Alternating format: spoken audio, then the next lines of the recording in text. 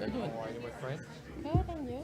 Hey, we put everything there except the one that you wanted to bring. Okay, she's not responding. So Oh, well, I cannot control that. me neither. I respond. Yes, and all that is on. Thank you. Hmm? Yes. So let me count.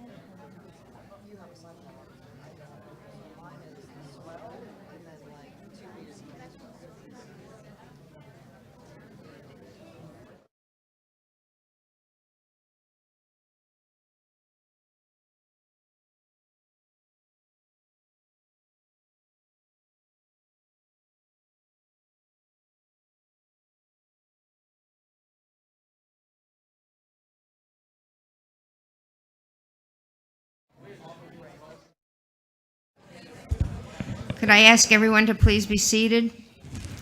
And I appreciate if you turn off the cell phones. I turned mine off this time.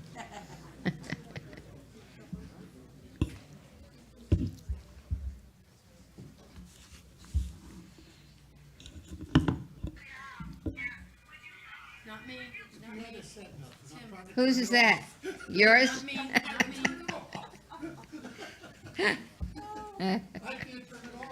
not me. I'd like to call the meeting to order. Will everyone please rise for the Pledge of Allegiance? Pledge allegiance to the flag of the United States of America and to the republic for which it stands, one nation, under God, indivisible, with liberty and justice for all. Roll call, please. Mayor Paul, Here. Vice Mayor Starkey, Here. Councilmember Whitman, Here. Councilmember Hatton. Here. Councilmember Lewis. Here. Mr. Lemack. Here. Mr. Lewis. Mr. Holste. Here. Mr. Sherwin. Mayor, you have a Here. quorum. Thank you very much. This is the first meeting of the month, and it is the time that we have our public comments. The first part of the meeting, speakers will not be limited to the topics that they can speak on.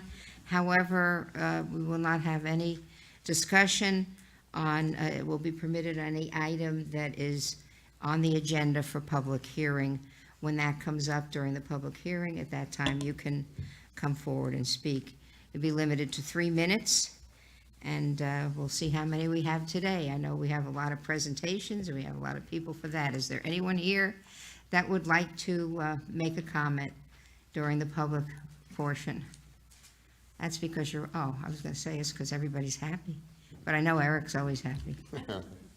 Eric Swally here. I'm the chair of our AEAC, that's Agriculture and Environmental Committee. And I don't speak for the committee, but I can speak for myself. And I heard that Senator Bill Nelson, our ex-senator, now he's the NASA administrator, has said that we're at a race with the other countries to get the ice on the moon. And not just for drinking water for colonization, but for rocket fuel. And so here we are on a water planet, and we don't seem to be, this is overlooked, that to use water as fuel, as energy. And hydrogen is a way to store as well as use energy without needing to mine for lithium and graphite and all these things that batteries need. All you have to do is just put electricity to water, extract the hydrogen, and you can store that. And so we're now in having a COP28. COP means COP, COP, which is Conference of the Parties. Now having a convention, our annual conventions, this year in Dubai. And they're looking for solutions to our climate crisis. And kids are having climate anxiety. And there is an alternative to energy problem, and it's not uranium for nuclear. It's just plain water. And we could fight, and we have a sea level rise problem, of course, and I'm saying that we could fight seawater with seawater. We have oceans of energy on our planet. And all we need to do is use all the non-carbon renewables, solar, wind, and wave energy to go ahead and pull the hydrogen from water. It's very simple. Instead of mining and exploring for energy, oceans are easy to find. And so all we have to do is use our non-carbon renewables to extract the hydrogen from water. And another, 2023 is now known as the hottest year on record.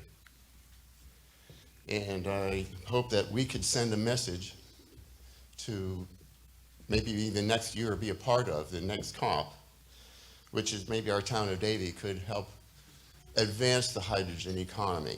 The technology's out there. They run buses and cars and everything on a stacking of fuel cells. It's easy to do, to pull and it seems to be the hardest thing for them to ever come up with as a solution for our energy problems. And I would just like to see our town be a launch site for starting the hydrogen economy. In the years to come, I hope that I and you all can help bring this about. Thank you. Hear, hear. Very good. Thank you. Is there anyone else who would like to speak? Okay, seeing none, I'll close the public hearing and we'll go on with the agenda. We have several presentations this evening, and the first one is one of my favorites. This is the presentation of the 2023 Sustainability Award winners, and we'll have our planner, Lisa Bazinet.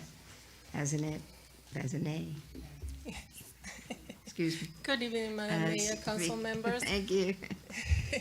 Lizzie Bassinet, Planning and Zoning, and Staff Liaison for the Agriculture and Environmental Advisory Committee. I'm here to present the 2023 Sustainability Award winners. And this year we have 3 wonderful winners, and our first one is Larry and Jennifer Maurer. Our first longtime Davie residents and owners of the Natural Chai Farm and Gardens, and we will show you a video.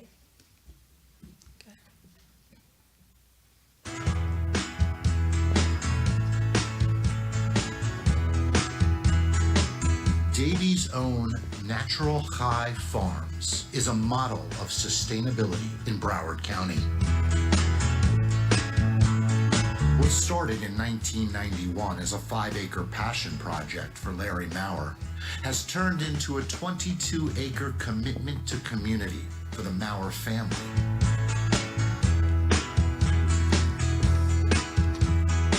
The Maurers are honored to receive this award of sustainability and vow to remain committed to the agricultural improvements and the rural lifestyle for which the town of Davie is known.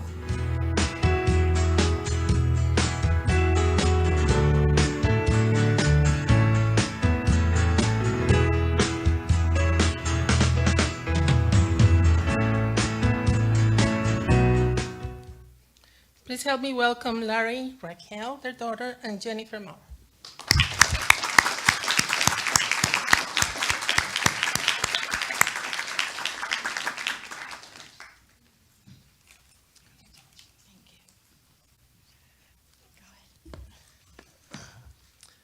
Well, it's been 30 years since I picked up the first 5 acres in Davie.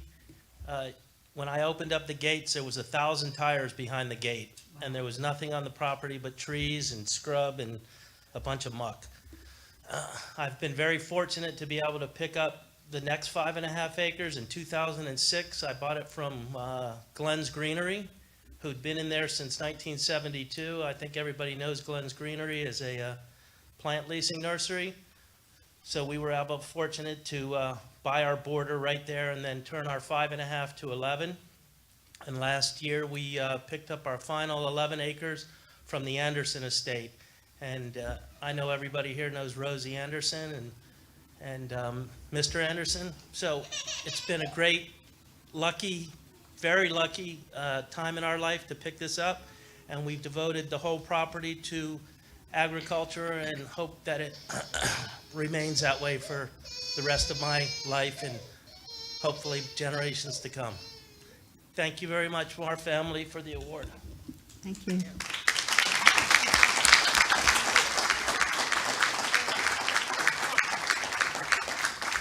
I had the pleasure of getting a tour of the property and visiting, and it's really beautiful aesthetically as well as utilitarian. So thank you very much.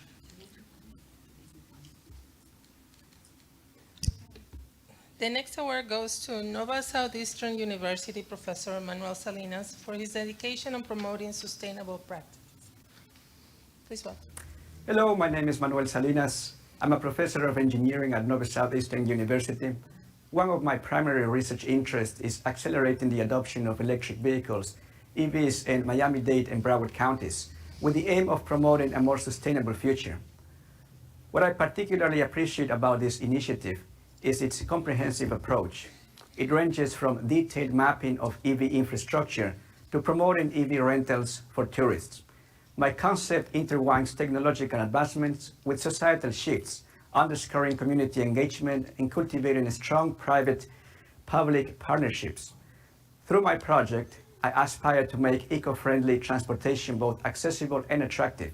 By improving infrastructure and raising public awareness, I intend to achieve not just an environmental milestone, but also a significant cultural shift towards sustainability. This shift will benefit both current and future residents of Davie, Florida, and the broader community. Please help me welcome Professor Salinas.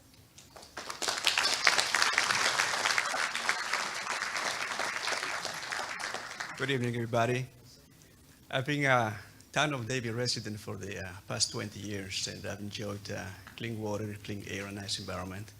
And with the effort of Nova Southeastern University and my research team, I hope that we can provide the same level of cleanliness to our community by decreasing the amount of carbon usage, the fuel emissions, for example, increasing the usage of electric vehicles, and in this manner, in improving the environment for everybody. So I want to thank God for everything He provides. I want to thank the town of Davie for this award, and I want to thank my family for all their support, and I want to wish everybody a Merry Christmas. Thank you.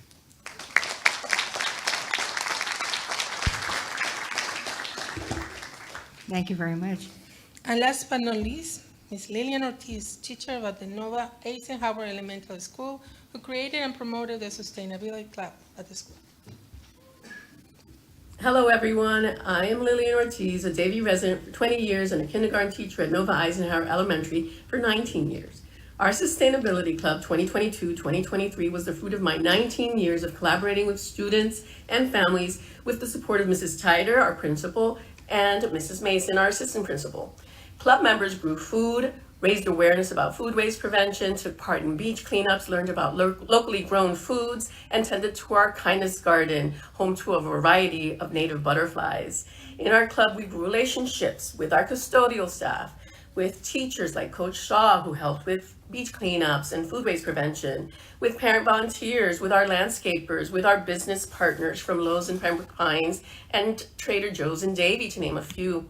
Social emotional development happened organically in our club. Students developed self-awareness, self-control, and interpersonal skills, all vital to school, work, and life success. The most valuable thing this club offers the community is the opportunity to work together, children and adults, with a common purpose and with a sense of agency. A special thank you to Mayor Judy Paul, Town Council members, and to Holly Dinsdale, Gabriel's mom, for the recognition tonight. Donations are welcome. Thank you.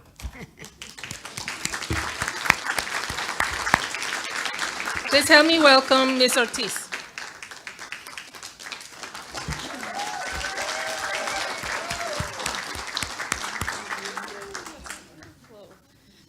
I'd like my club members and parent volunteers to stand alongside me, please.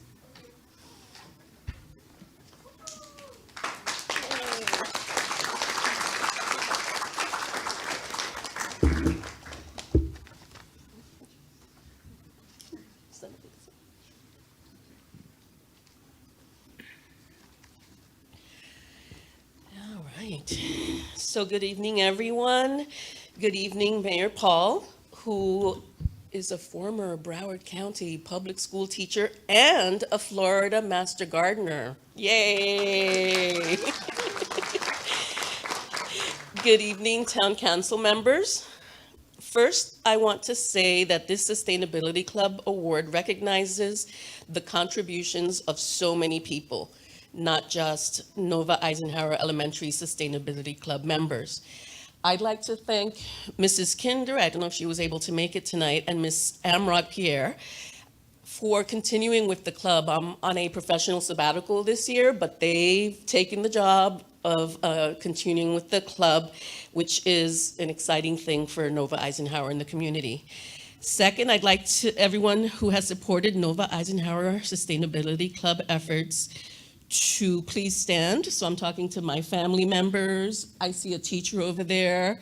So I'd like to give them a nice hand for their support. Stand up.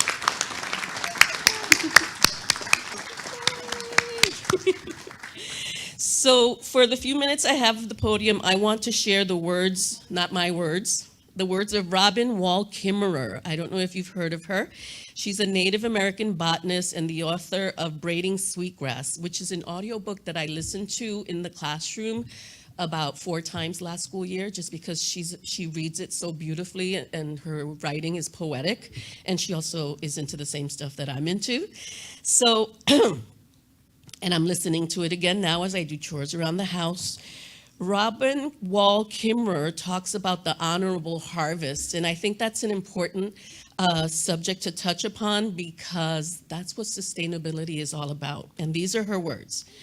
If we sustain the ones who sustain us, the earth will last forever. If I could choose just a single element of the traditional teachings that we're called to pick up, it would be the teachings of the honorable harvest. She's also a Native American, which were taught us by the plants who give us everything that we need. We are destined by our biology to take lives in order to sustain our own, aren't we? And the utter dependence upon the lives of others sets up certain responsibilities which are simultaneously practical and spiritual. This is known as the honorable harvest. They are rules of sorts for our taking. It is a covenant of reciprocity between humans and the living world. A very sophisticated ethical protocol. One of the first steps of the honorable harvest is to understand that the lives we are taking are the lives of generous beings. And in order to accept their gift, we owe them at least our attention. To care for them, we must know what they need. And at the very minimum, we should know their names. It's a sign of respect and connection to learn the name of someone else, a sign of disrespect to ignore it. Yet the average American can name over 100 corporate logos and 10 plants. Is it a surprise that we have accepted no political system that grants Is it a surprise that we have accepted a political system that grants personhood to corporations and no status at all for wild rice and redwoods? Learning the names of plants and animals is a powerful act of support for them. When we learn their names and their gifts, it opens the door to reciprocity. We've learned names rosemary, basil, and so much other stuff that we've grown, right? These guidelines of the honorable harvest were taught to me by generous teachers as I was learning to pick medicines and berries, but it also applies to every single exchange between the people and the earth, from catching a fish to fossil fuel extraction. The protocols for the honorable harvest are not really written, but if they were, it would look something like this. When you get to the woods, you don't just start grabbing everything in sight. We're taught never to take the first plant you see, and that means you never take the last. This is a prescription with inherent conservation value. Then if we encounter another plant, we ask permission. I've always been taught to address that plant, to introduce myself and tell it what it is that I have come for. If you're going to take a life, you have to be personally accountable for it. I know there are places where if you talk to a plant, they think you are crazy, like in my neighborhood. But in our way, it's just good manners. It's a two-way conversation, though. If you're going to ask, you have to listen for the answer. You can listen in different ways, pragmatically, intuitively. Look around. See whether those plants have enough to share. And if the answer is no, you go home. For we remember that they don't belong to us, and taking without permission is also known as stealing. If you are granted permission, then take only what you need, not a bit more. This is a difficult step in our materialist society where the difference between wants and needs are so blurred. The honorable harvest counsels that we also take in such a way that does the least harm, in a way that benefits the growth of the plant. Don't use a shovel when a digging stick will do. Use everything that you take. It's disrespectful of the life that's given to waste it. And we have forgotten that the easiest way to have everything that you need is not to waste what you have. Remember what we learned about food waste prevention? Be grateful, give thanks for what you have received, and in an economy which urges us to always want more, the practice of gratitude is a truly radical act. Thankfulness for all that is given makes you feel rich beyond measure. It reminds us that we're just one member of the democracy of species. It reminds us that the earth does not belong to us. The next tenet of the honorable harvest is to share it with others, human and non. The earth has shared generously with us, so we have to model the behavior in return. And a culture of sharing, we know, is a culture of resilience. Reciprocate the gift. We know that in order for balance to occur, we can never take without also giving back. Plant gatherers often leave a spiritual gift behind, but it also can be a material gift. Weeding, even as you walk through those middle school paths, since you're not at Nova Eisenhower anymore, many of you. Weeding, caretaking, spreading seeds, helping those plants to flourish. We give songs, we give ceremony, we give our respect, we give fertilizer. The ways to reciprocate are many. What if the precepts of the honorable harvest was the law of the land? What would the world look like if a developer poised to convert a meadow into a shopping mall had to ask the permission first of the goldenrod and the meadowlarks and had to abide by the answer? Can we extend the concept of the honorable harvest to address the cause of climate change and extreme energy development? You bet we can. I'm told that there is a teaching even older than take only what you need, and it is take only that which is given to you. It's a pretty challenging idea to be able to discern what it is that is given as opposed to what is we simply take. And I've really wrestled with this idea. I'm not sure I fully understand it yet, but I'm pretty sure that coal from mountaintop removal is not given to us. Tar sands oil is not given to us. But the sun's energy is given to us every day. Every day the wind blows, the surf rolls. They're given to us freely and without limit. Had we taken only that which was given to us, perhaps today we would not be afraid of our own atmosphere. For a time, my research as an ecologist was in the field of restoration ecology, but I came to understand that it does not land, which is broken. But it is not land which is broken. It is our relationship to land which is broken. Our work must heal that relationship. That's our job, right? The honorable harvest is a small part of the healing. We need acts of restoration for polluted lakes, for degraded lands, yes, but we also need a restoration of our own honor. Honor in the way that we live, so that when we walk through the world, we can hold our heads up high and receive the respectful acknowledgement of our plants and animal relatives. We can look them in the eye in return, and the reward is not just a feel-good sense. It may save us all. Our challenge is to ask, how can the effect of the honorable harvest be realized on the land and in our communities? If we sustain the ones who sustain us, the earth will last forever. Thank you for listening. Thank you very much. And we always talk about Mother Earth and Mother Nature.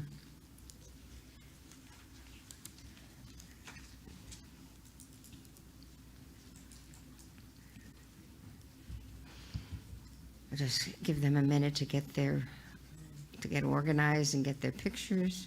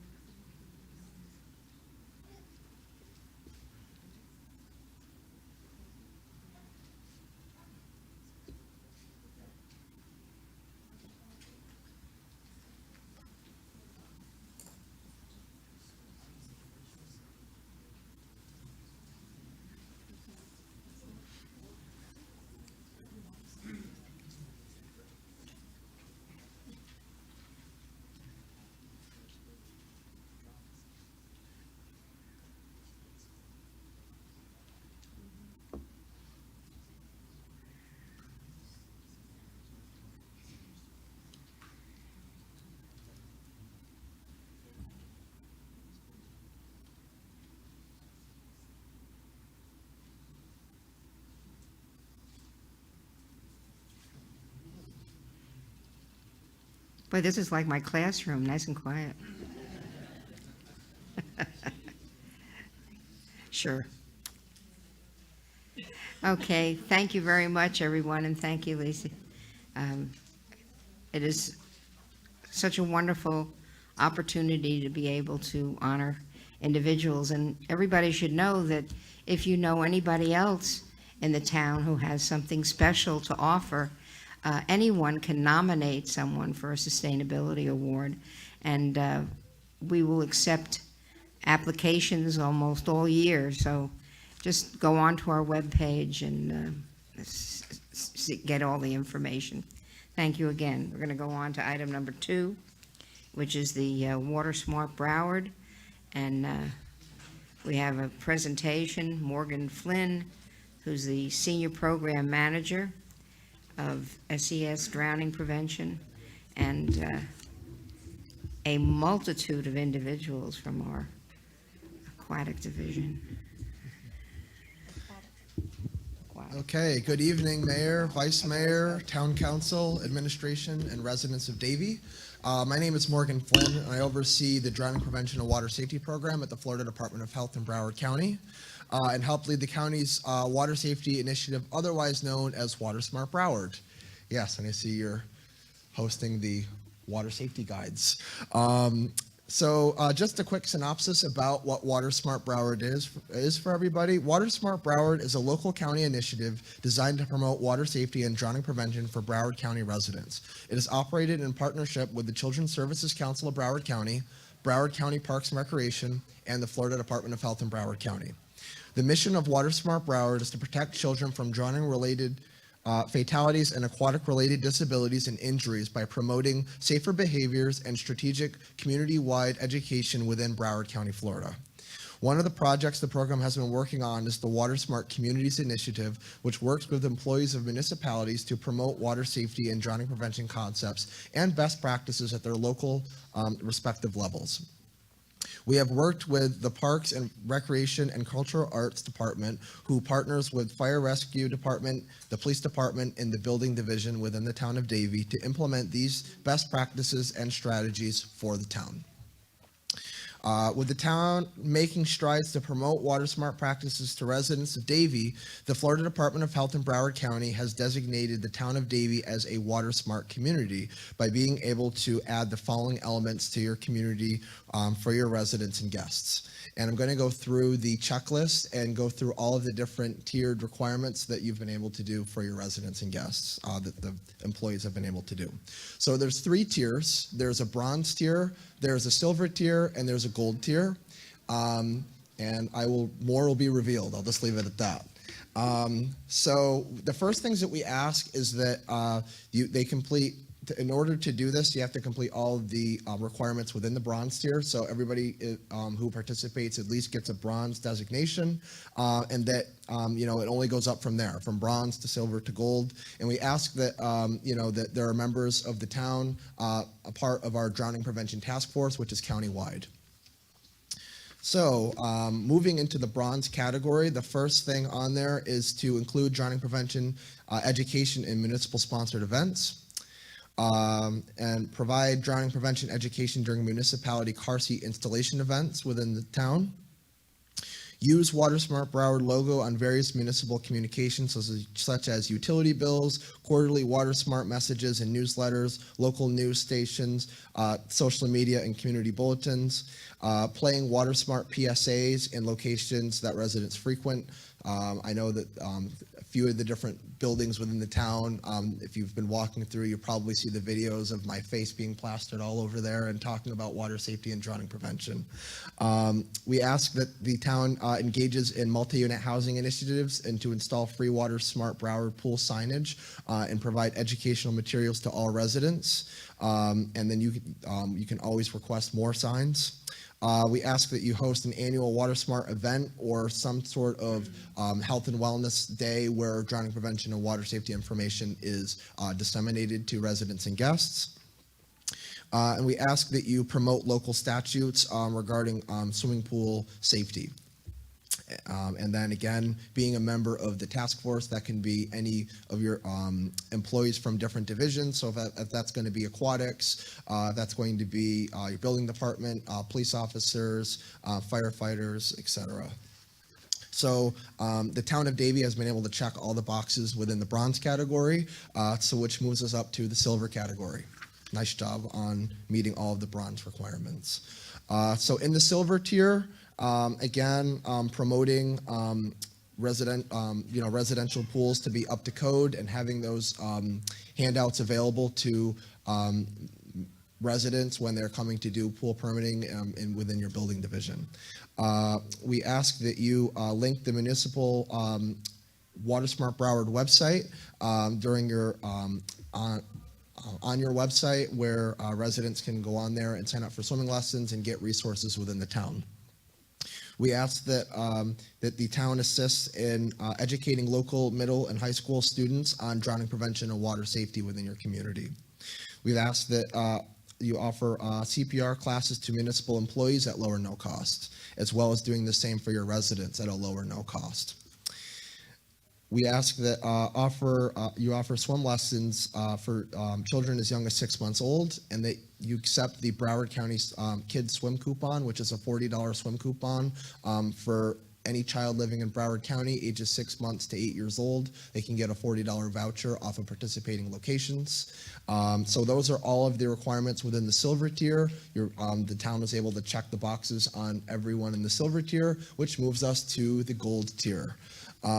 Within the gold tier, we ask that you have swim lessons available year-round at your municipal pools, and that you promote the Swim Central program to all voluntary pre-kindergarten, VPK, elementary, middle school, and high school students within the municipality, and that Swim Central is the program that provides 10 free 30-minute water safety classes over a 2-week period, taught by certified water safety instructors during the school day. Again, the town of Davie was able to check all the boxes within the gold category. So definitely a lot of great strides have been made within the town in order to make this happen. And so congratulations to the town of Davie and all of the hard work that the employees have put in to make strides for your residents and guests within the city. I will show you a plaque that we are designating to the city from the Florida Department of Health in Broward County. You can put this wherever you please. This is just to show all of the gratitude for all the efforts you've been able to make for our residents and to keep kids safe. Thank you very much. And with that being said, I think that Director Pullman would like a couple words. Thank you. I'll be brief. Mayor, Vice Mayor, Town Council, Administration, staff, members of the public. As Morgan stated, many departments contribute to the town's overall success of the Safer by 4 campaign, as well as the recognition of a gold standard water smart community. This designation wouldn't be possible without the collaborative efforts of the Davie Fire Rescue Department, Davie Police Department, the Building Division, and the Parks, Recreation, and Cultural Arts Department, specifically our Fitness and Aquatics Division, which a lot of the team is here behind me tonight. So I just want to say thank you to the Florida Department of Health, WaterSmart Broward, and the Children's Services Council for recognizing the town of Davie as a gold standard WaterSmart community. I just want to also say a special thank you to the Mayor, Council, Administration for the ongoing support of this great initiative and keeping our community water safe. So thank you.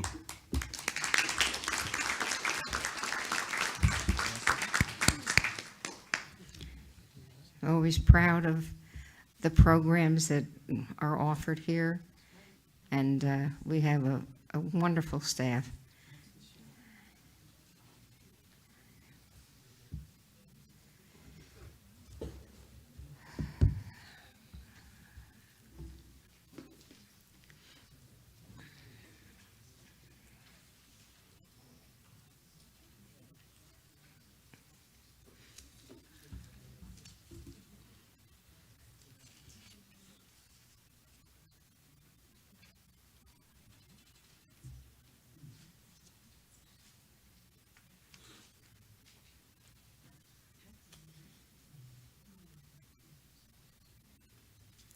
Okay, we'll start to move into the next one. Third item, third presentation is our Town of Davie Let's Talk Business Recognition. And to honor the Thrift It Forward Vintage Store is our Public Relations Coordinator, Ariana Brasino. Good evening, Mayor, Town Council members, administrators, staff, and members of the public. I am Mariana Briceño, Public Relations Coordinator. The Let's Talk Business program helps shine a light on Davie small businesses by sharing information about the services and products that are available to the community.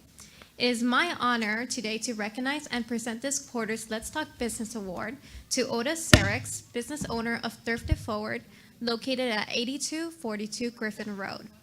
Thrift It Forward is more than just a thrift store. It combines a passion for fashion with a commitment to support local animal charities.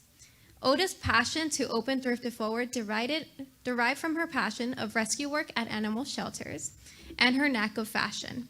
Without any further ado, I'd like to present a video of our award-winning recipient, Thrift It Forward.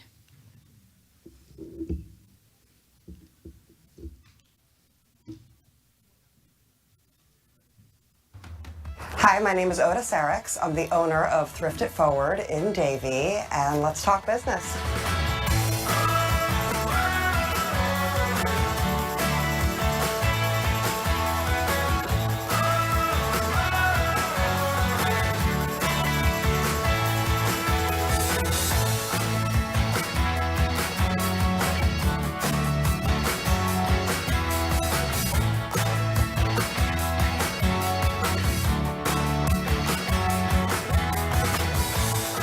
Typical day here at the store is just, getting the store open. I start off by trying to restock items, organizing donations that have come in, and making sure that I'm available to communicate with the customers and help them out. I really enjoy helping people style outfits and things like that. I actually have quite a few customers that come in here and just tell me, I have a wedding, find me something. The store is quite different than a lot of other thrift stores in the area, or probably in the country for that matter. We allow our donors to choose which of our charities they'd like to support when they drop off the items. And when those items sell, the charity gets a portion of that sale. We do have volunteers that help every so often. But we also have interns from the colleges that are helping us with social media, website design, and a lot of things in the store, taking photos to get items listed so that we can sell those things online. Of course, we're always looking for more interns and more volunteers. There is plenty of work to go around, and greatly needed here. I definitely cannot do it all myself, although I try. I've always loved Davie. Definitely looking forward to participating in the Orange Blossom Festival, for example. That is super close to us, and I think that it would be a great place to let customers know that we're here and be able to talk to people about our mission. There's no better feeling than watching somebody find something that they absolutely love, and them just being so ecstatic about it, and knowing that you were able to do that for them, and at a super low price that's affordable and helping the charities, all at the same time. I love my job. I love coming to work every day. I love my customers. It's just a good feeling to know that that I can help the way that I do.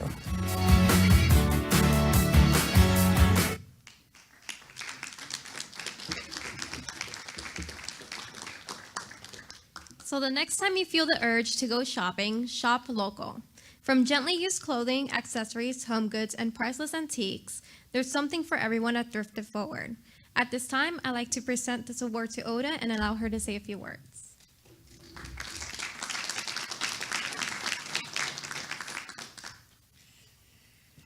Hello, Mayor, Vice Mayor, and Commissioners. Thank you so very much for this award. Also, thank you so much to the social media team, the production team that came out and made me look great.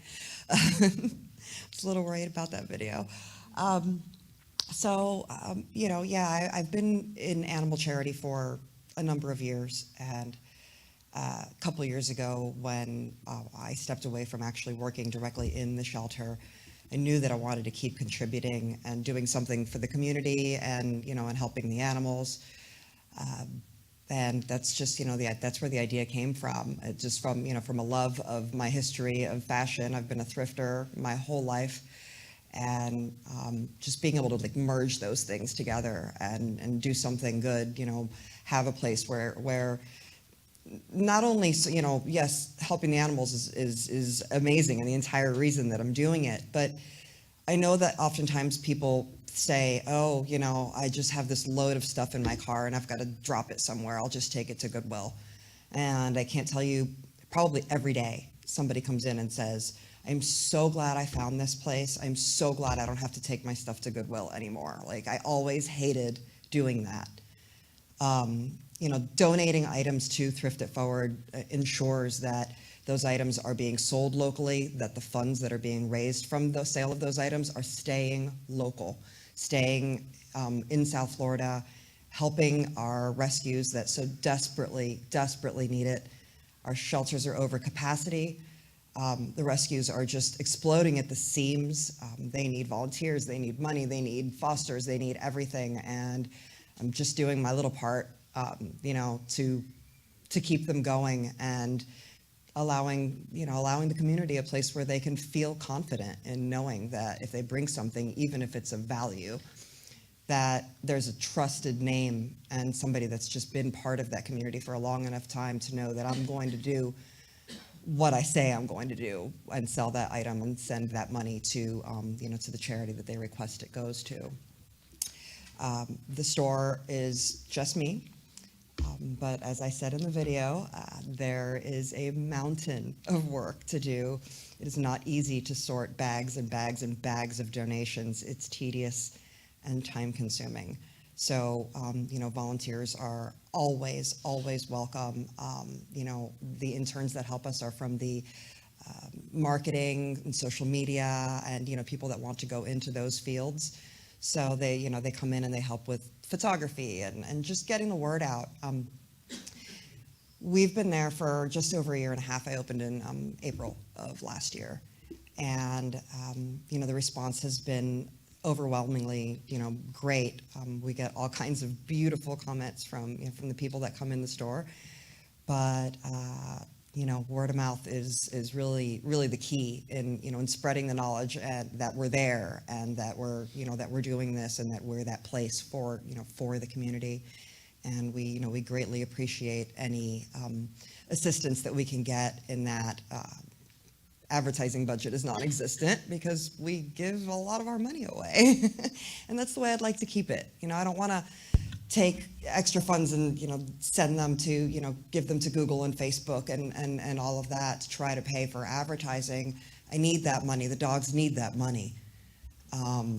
So it's probably been a little bit of a slower growth than somebody that does have a large advertising budget, but I've chosen to ensure that the funds are used appropriately and stay local. That's wonderful. Thank you very much. Thank you We so really very much. appreciate it. Appreciate it.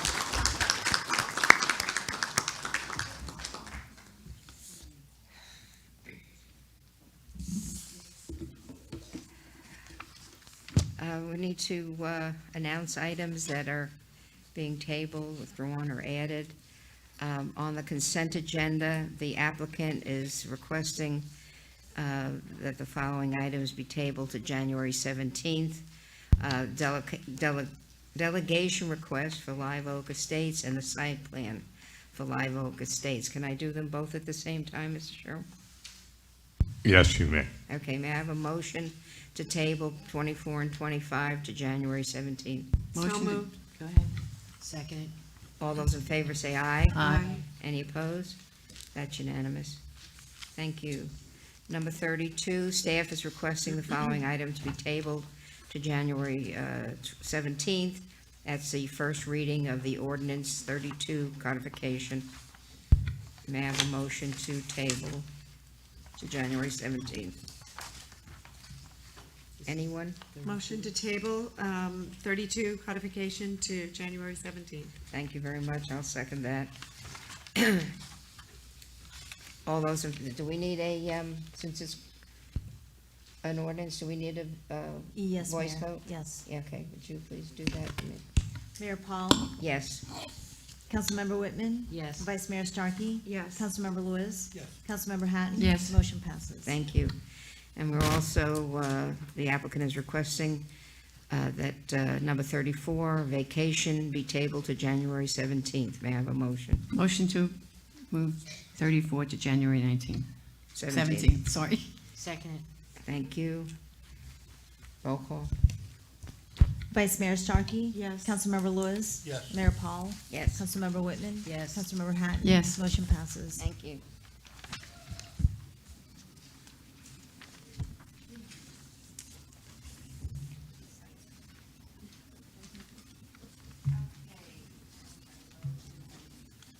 Your mic's not on. Your mic's not on. Going to go to the consent agenda. I am pulling 1, 7, 14, 26, and 27. Ms. Whitman, do you have anything? I don't have anything there, thanks. Vice Mayor? No, you pulled it, thank you. Mr. Lewis? Ms. Hatton? Okay, thank you. May I have a motion to approve consent agenda minus 1, 7, 14, 26, and 27? So moved. Second? All those in favor say aye. Aye. Any opposed? That's unanimous, thank you. Okay, number 1, this is a proclamation for Rick Case Bikes for Kids Month, and I believe Ryan, where'd he go? Ryan? Ryan, come on in. It's your turn.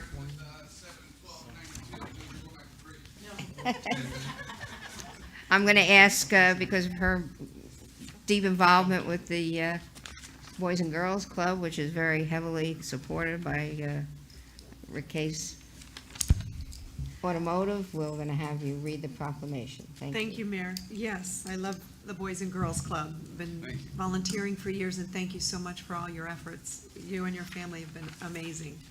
A proclamation.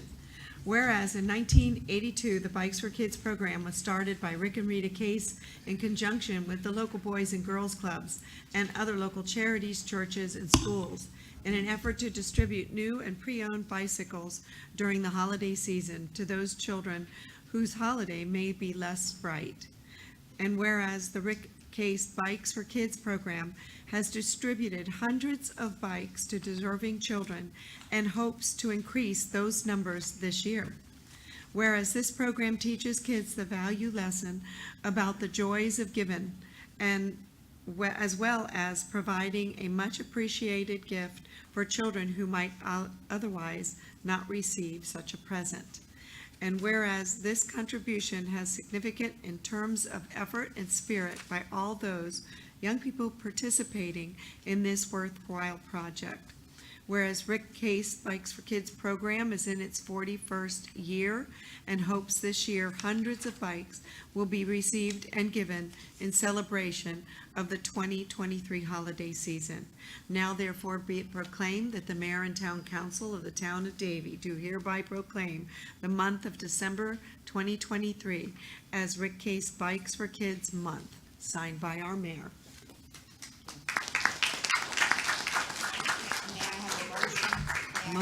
Motion to approve.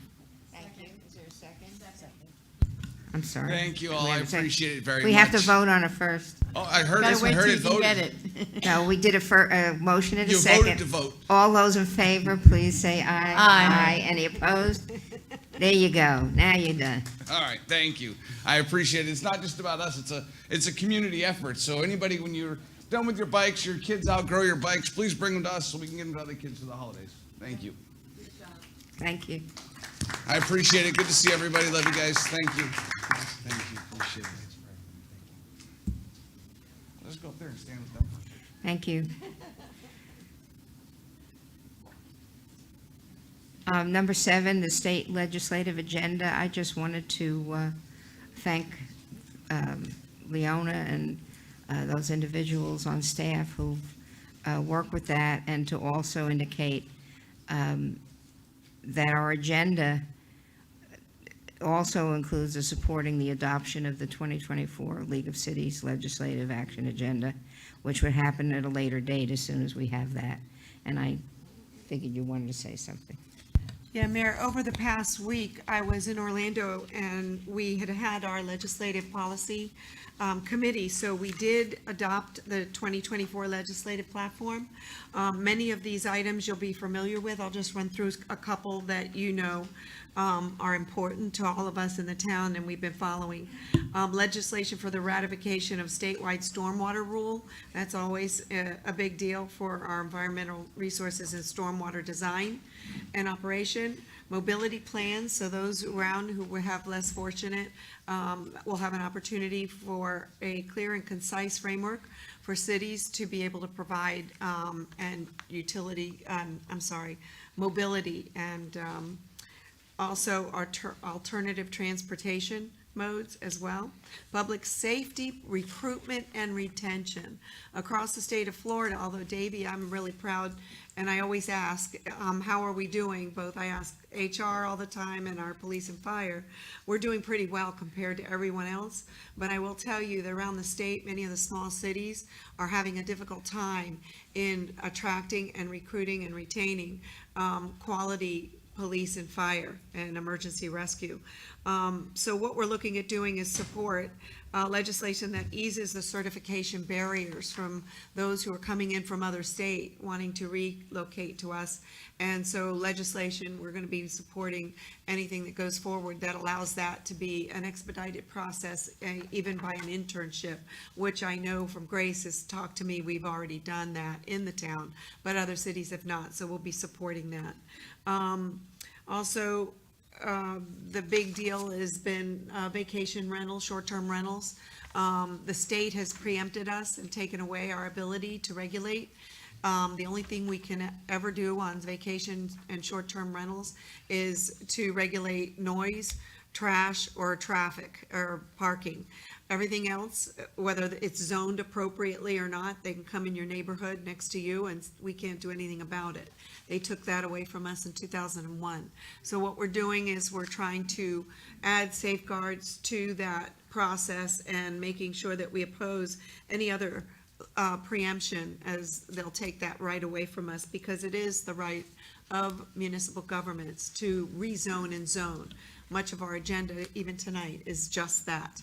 So also sovereign immunity, the league supports and protects Florida taxpayers from limiting the amount of sovereign immunity increases. We understand there probably should be an increase in sovereign immunity cases because it hasn't been increased in a number of years, but to the point that the Senate and the state had wanted to do so last year and the year before, it was almost tripled or even more so the amount, which means our insurance premiums here in the town of Davie would go up quite a bit. So we support a monetary increase over time and tie it to the cost of living increase as well, so that over time it will continue to increase, but at a smaller rate. So those are just a few things, obviously following suit with our own legislative agenda for CDBG funds and home funds to secure those for affordable housing and for home improvements. So Thank you very much. I'll continue to work on that with our staff and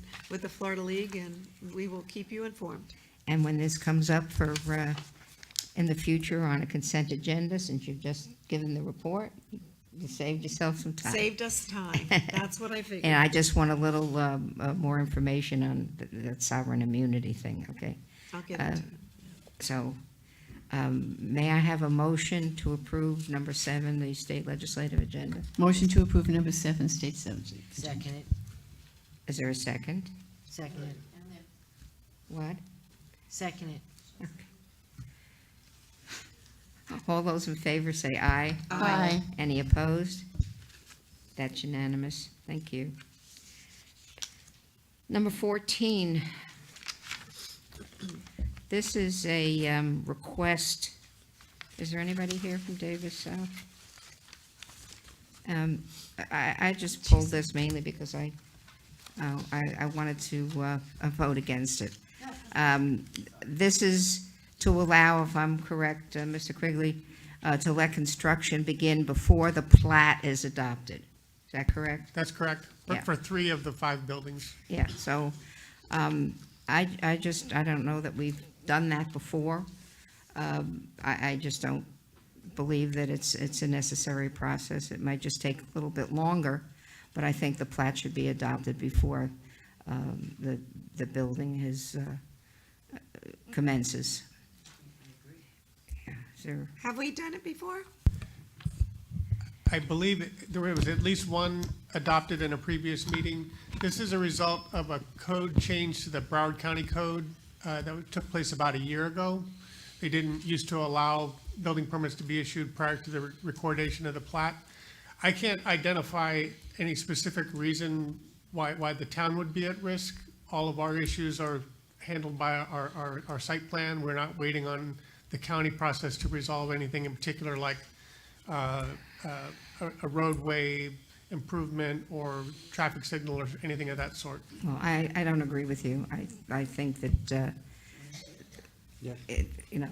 yes. Marlon? If you get a chance, I'd like to speak on it. Oh, yeah, that's- This is one of those situations where, and I'm speaking as a contractor, waiting on a permit costs a lot of money. These type of expenses are passed on to the public. This does not hurt the town in any way that I can see where we're at risk in any way doing this. This is something that should have been done a long time ago. I support this 100% because there's nothing that hurts us or the town. It's just better for everyone all around if the project can get started and approved and inspected the way it's supposed to be. They're not avoiding anything. This is just getting rid of paperwork that costs construction a lot of money. That's all this is. You know, this is not the first time that you've spoken on something because you're a contractor. Because I have a different view. And I just, if you want to point to, the legal aspect, and, I'd be more than happy to hear that, but it's not a question of how much money it's going to cost them, is, what is the legal aspect? And I said before, just because the counties, passed this, we never used to do this. And I just don't It should have been done. Well, that's your opinion. It should have been done. There is nothing in this that harms the town. Yes, Susan has a I have question. a question. I mean, the way I understood this, actually, I don't know if staff or the developer want to address this. It's just a matter of recordation, the recording the plat. It's not really that, has it been approved by county commission at all yet, or is it still in that process? Liz Summerstein, Greenstone Martyr, 200 East Broward Boulevard, Fort Lauderdale, Florida. So the plat has been approved by the town, and it's in the process of going to the county. We're just waiting for some signatures to just get it submitted, but the process is a lengthy process. So by the time we're planning to submit the final plat application to the county, hopefully next week.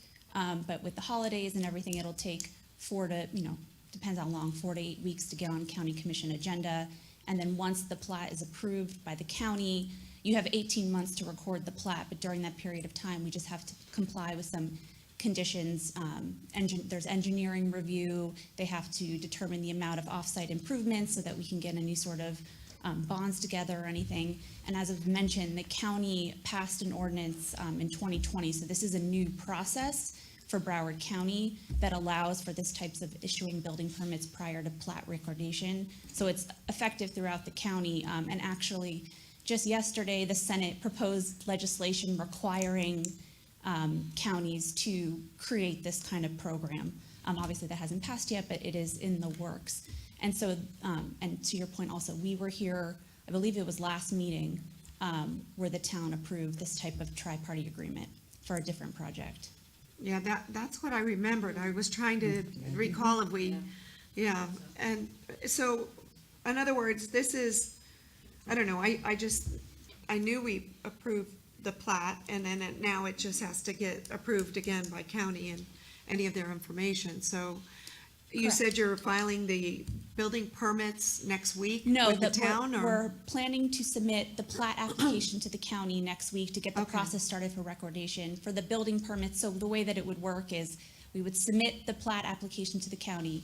Once the county signs off on the plat, they will then administratively be able to sign off on this tri-party agreement. And then once that agreement is signed, then we will be able to submit building permit applications to the town for your review and approval. And obviously, the developer is, under this agreement, building at their own risk. So if for some reason the plat does not get finalized within the requisite period of time, we have a bond up that we're gonna have to take it all down. But we don't anticipate that happening. It's Yes, just, and then they'll come into us and say, well, you know, we need to approve this because we spent all this money and we already built this and we, you know. The I just plat- want to avoid things like that, so.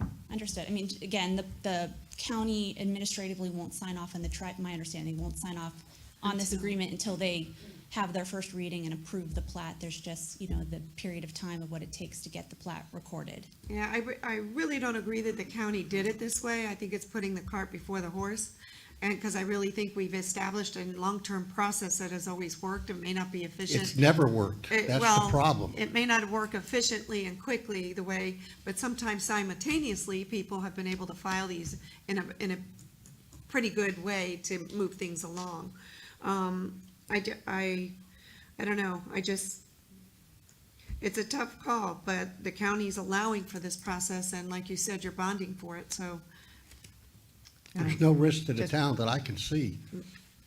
not to us, you're right, but it just seems like the cart before the horse in the whole process, you know? I'll This accept is it. why people don't like government, because we've made it so difficult and so expensive. And when something comes along that we can make it more efficient, we throw up our hands and then go, no, no, no, no, we make it difficult.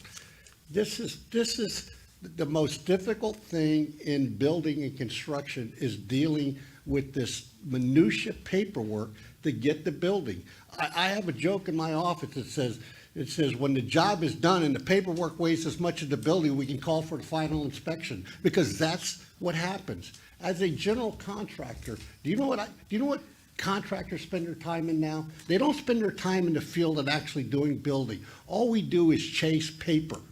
That's what the job is. And it's become more complicated. It becomes more complicated every day. Something comes along to make it simple, and we're going to fight it? No. Let's work with everybody so that this thing can be done faster, more efficiently.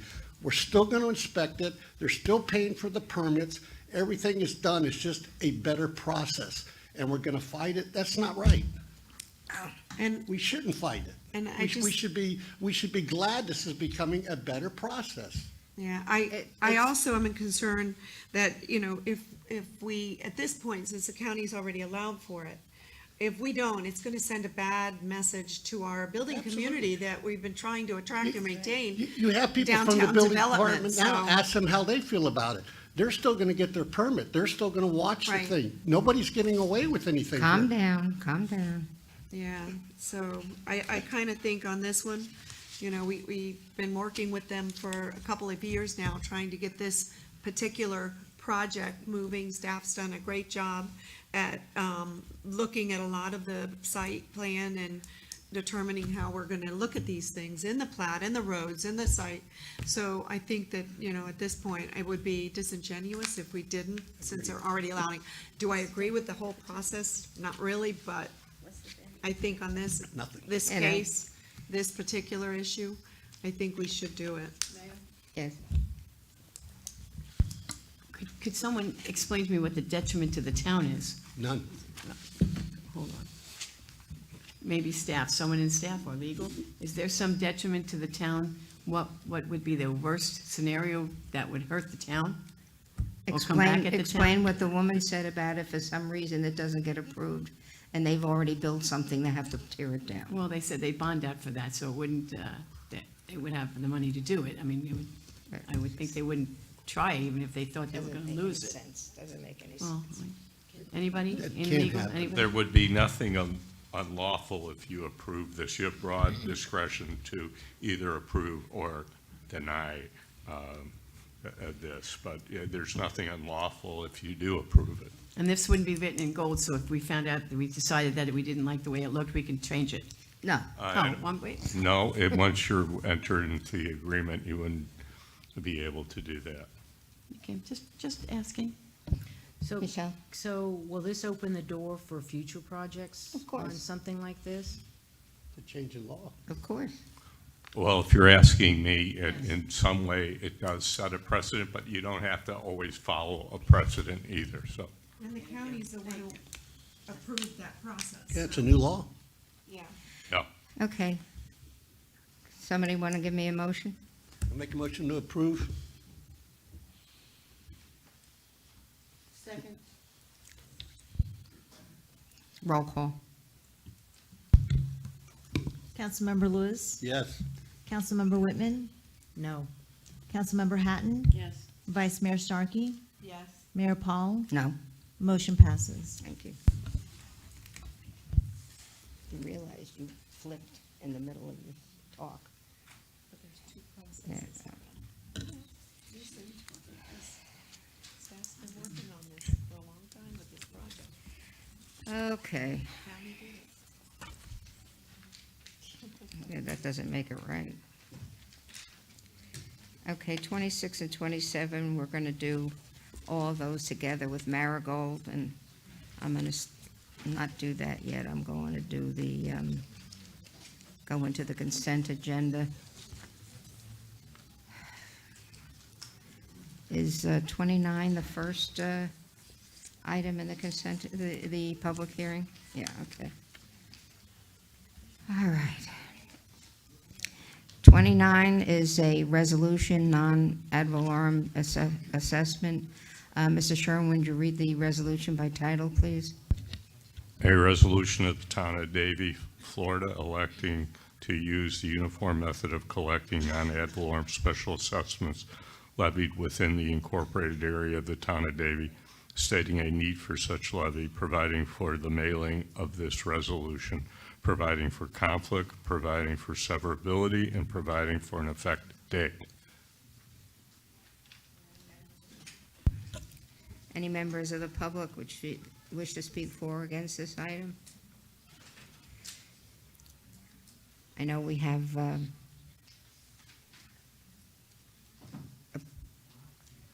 staff wishes to speak to this item.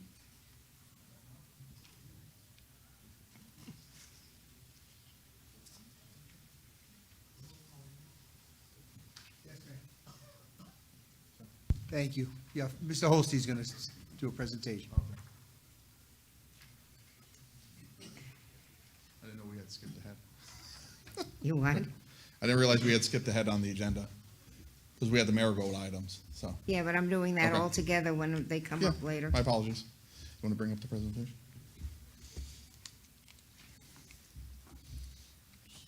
Good evening, Mayor and council members. Philip Holstein, Assistant Town Administrator. Tonight, you'll be considering a resolution establishing a collection method for a proposed stormwater assessment for all Davie properties that would commence fiscal year 2025. The town of Davie is responsible for getting water off the public roadways and conveying it to the secondary canal system that's managed by the drainage districts. As this assessment will fund maintenance and improvements to these facilities, we thought it'd be helpful to hear a presentation tonight from Osdell Larea, our Public Works Director, regarding the rain event that recently impacted us a couple weeks ago, and then follow up with the critical events towards the establishment of a stormwater assessment for fiscal year 2025. Thank you. Good evening, Mayor, Vice Mayor, council members, administration, staff, the public. I'm going to talk a little bit about the last rain event. It seemed like every time we have this more often. When I first started here back in 2016, we didn't have any rain event.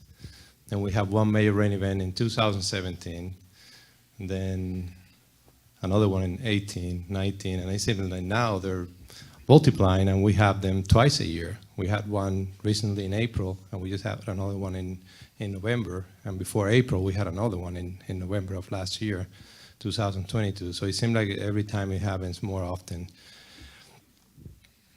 Can you go to the next slide, please? Oh, here it is. So what do we do in preparation for a rain event? Usually the first thing that happens is Phil calls me. And he checked with me, made sure that if we need any resources, that we're getting prepared. And I would say, yes, we already have our staff cleaning drains throughout the town. We do that on a regular basis in some of the locations that we have identified as problematic. But prior to a rain event, we increase our efforts, and basically most of our staff is just doing that, inspecting and cleaning drains.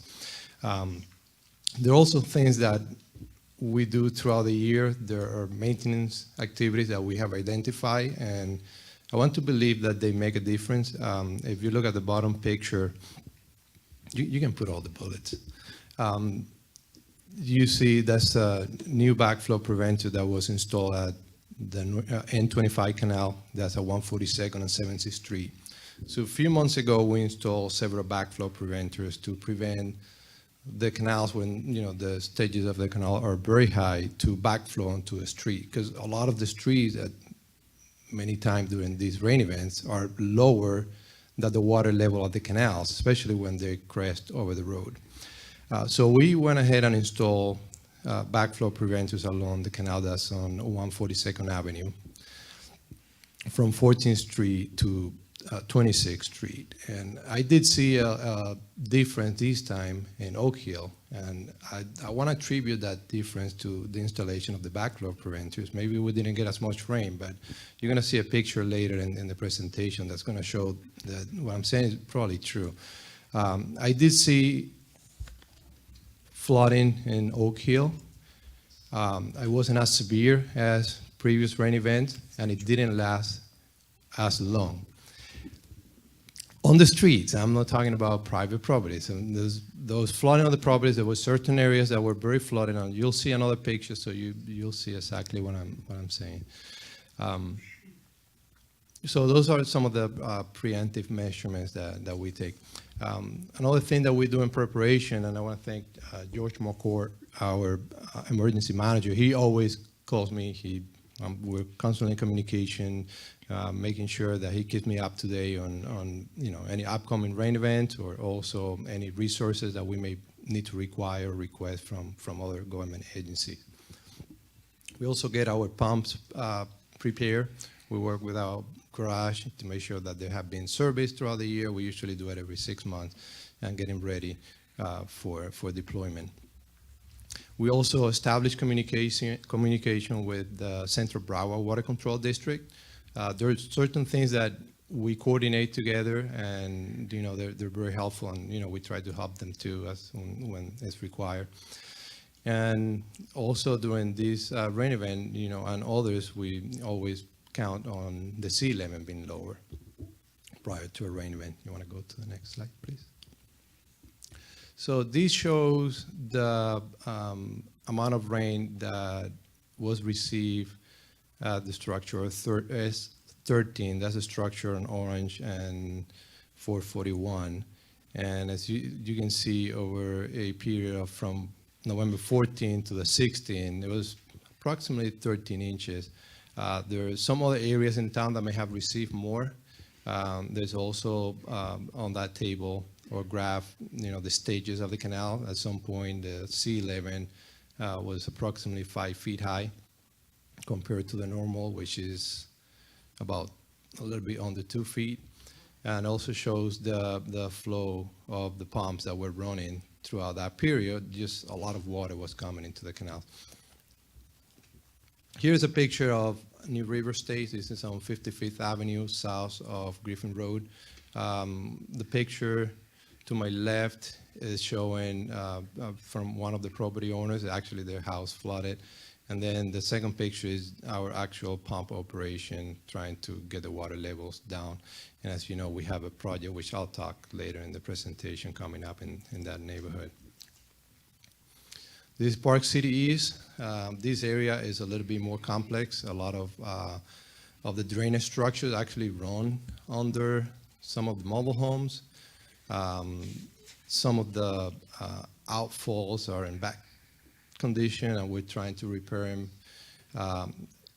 as we get access to the different areas. Like I said, access is an issue in this area. We did some improvements recently, and as soon as the water level in the canals went down, the water level on the streets were down pretty much immediately, but it took a little time for the canal to go down, and usually that controls everything else.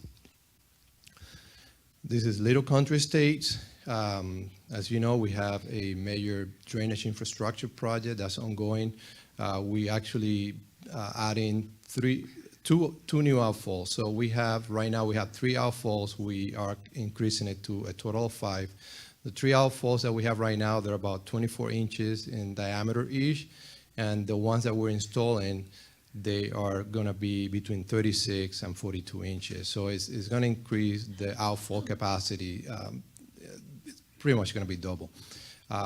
Just to keep it in perspective, because of the construction that's ongoing, the capacity that's existing today is lesser than what it was prior to construction, because not everything is connected yet, and not all of the outfalls are functional.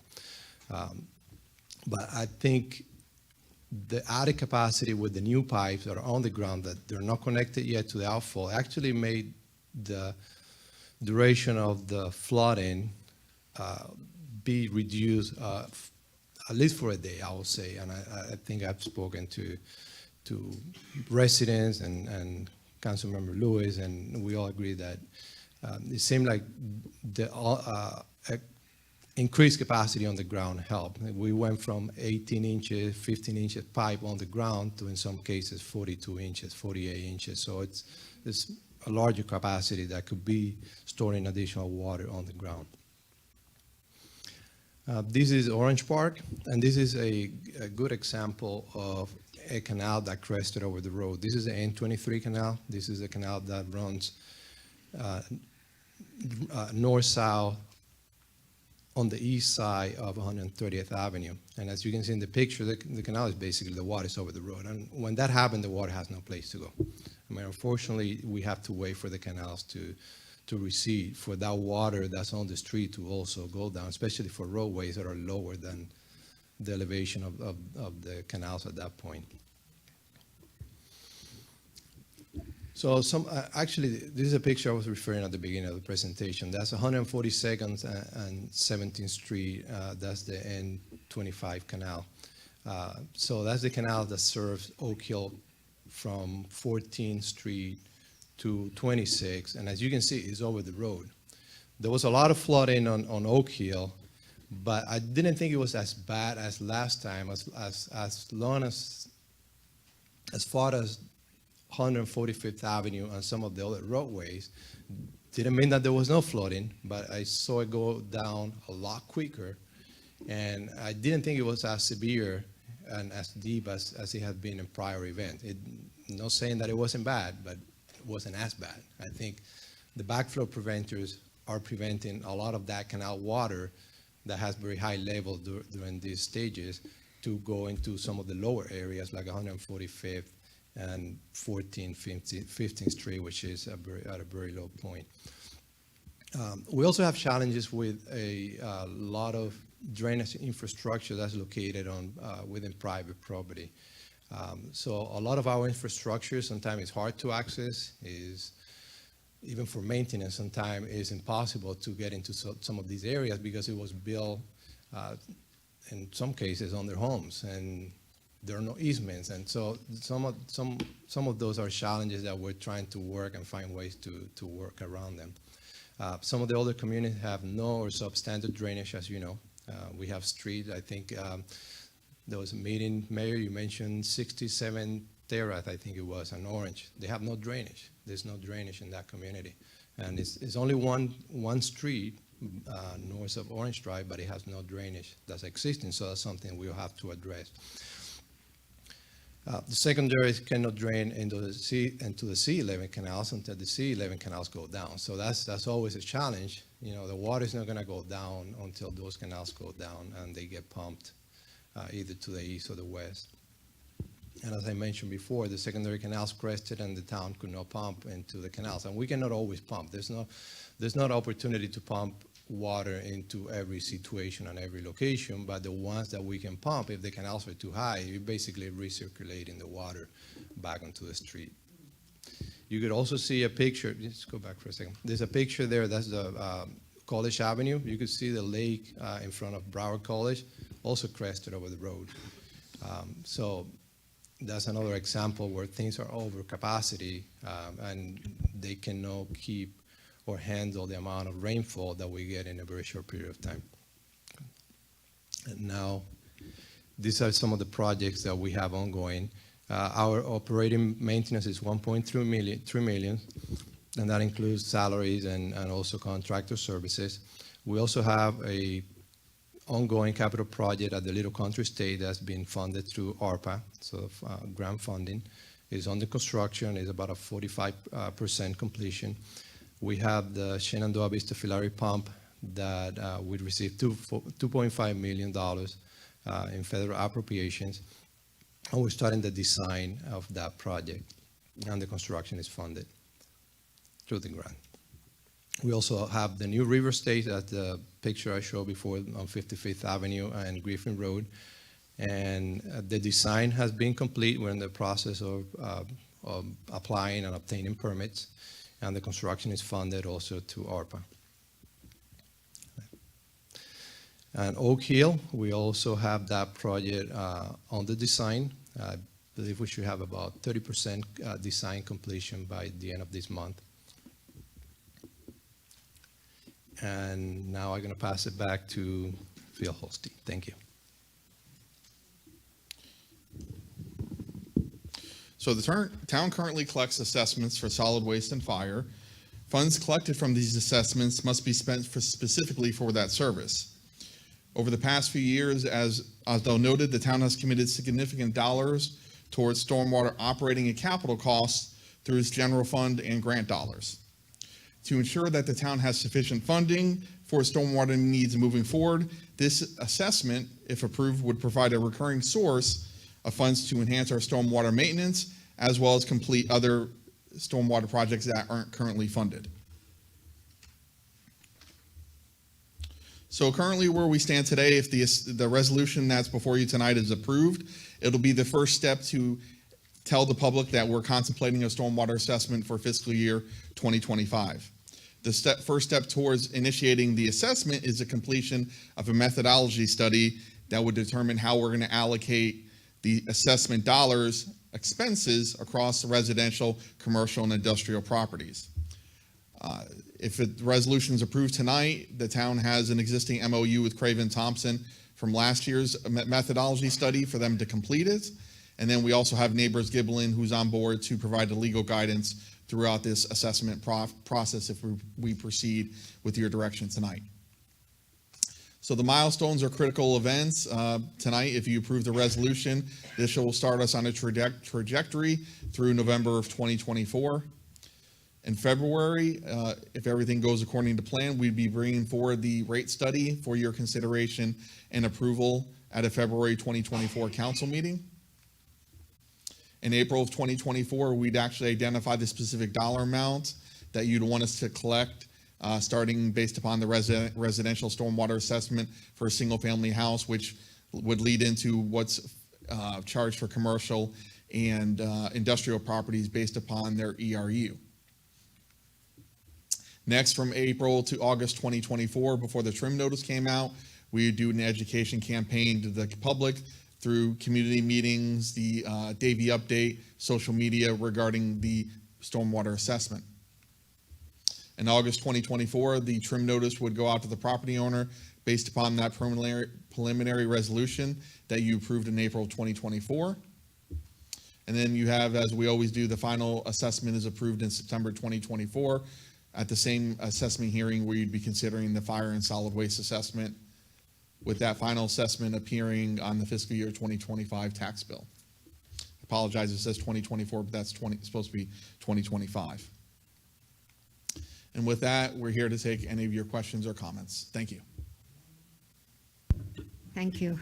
I have a number of comments, and you all know how much I talk all the time about drainage, and the canals. And so I prepared a litany of things here that I want to talk about. But I just do want to mention that Oak Hill was worse, I think, this year than it's been in the past. Some of the streets that never were flooded before, or were a little bit flooded, or, getting difficult for a vehicle of my size to get through.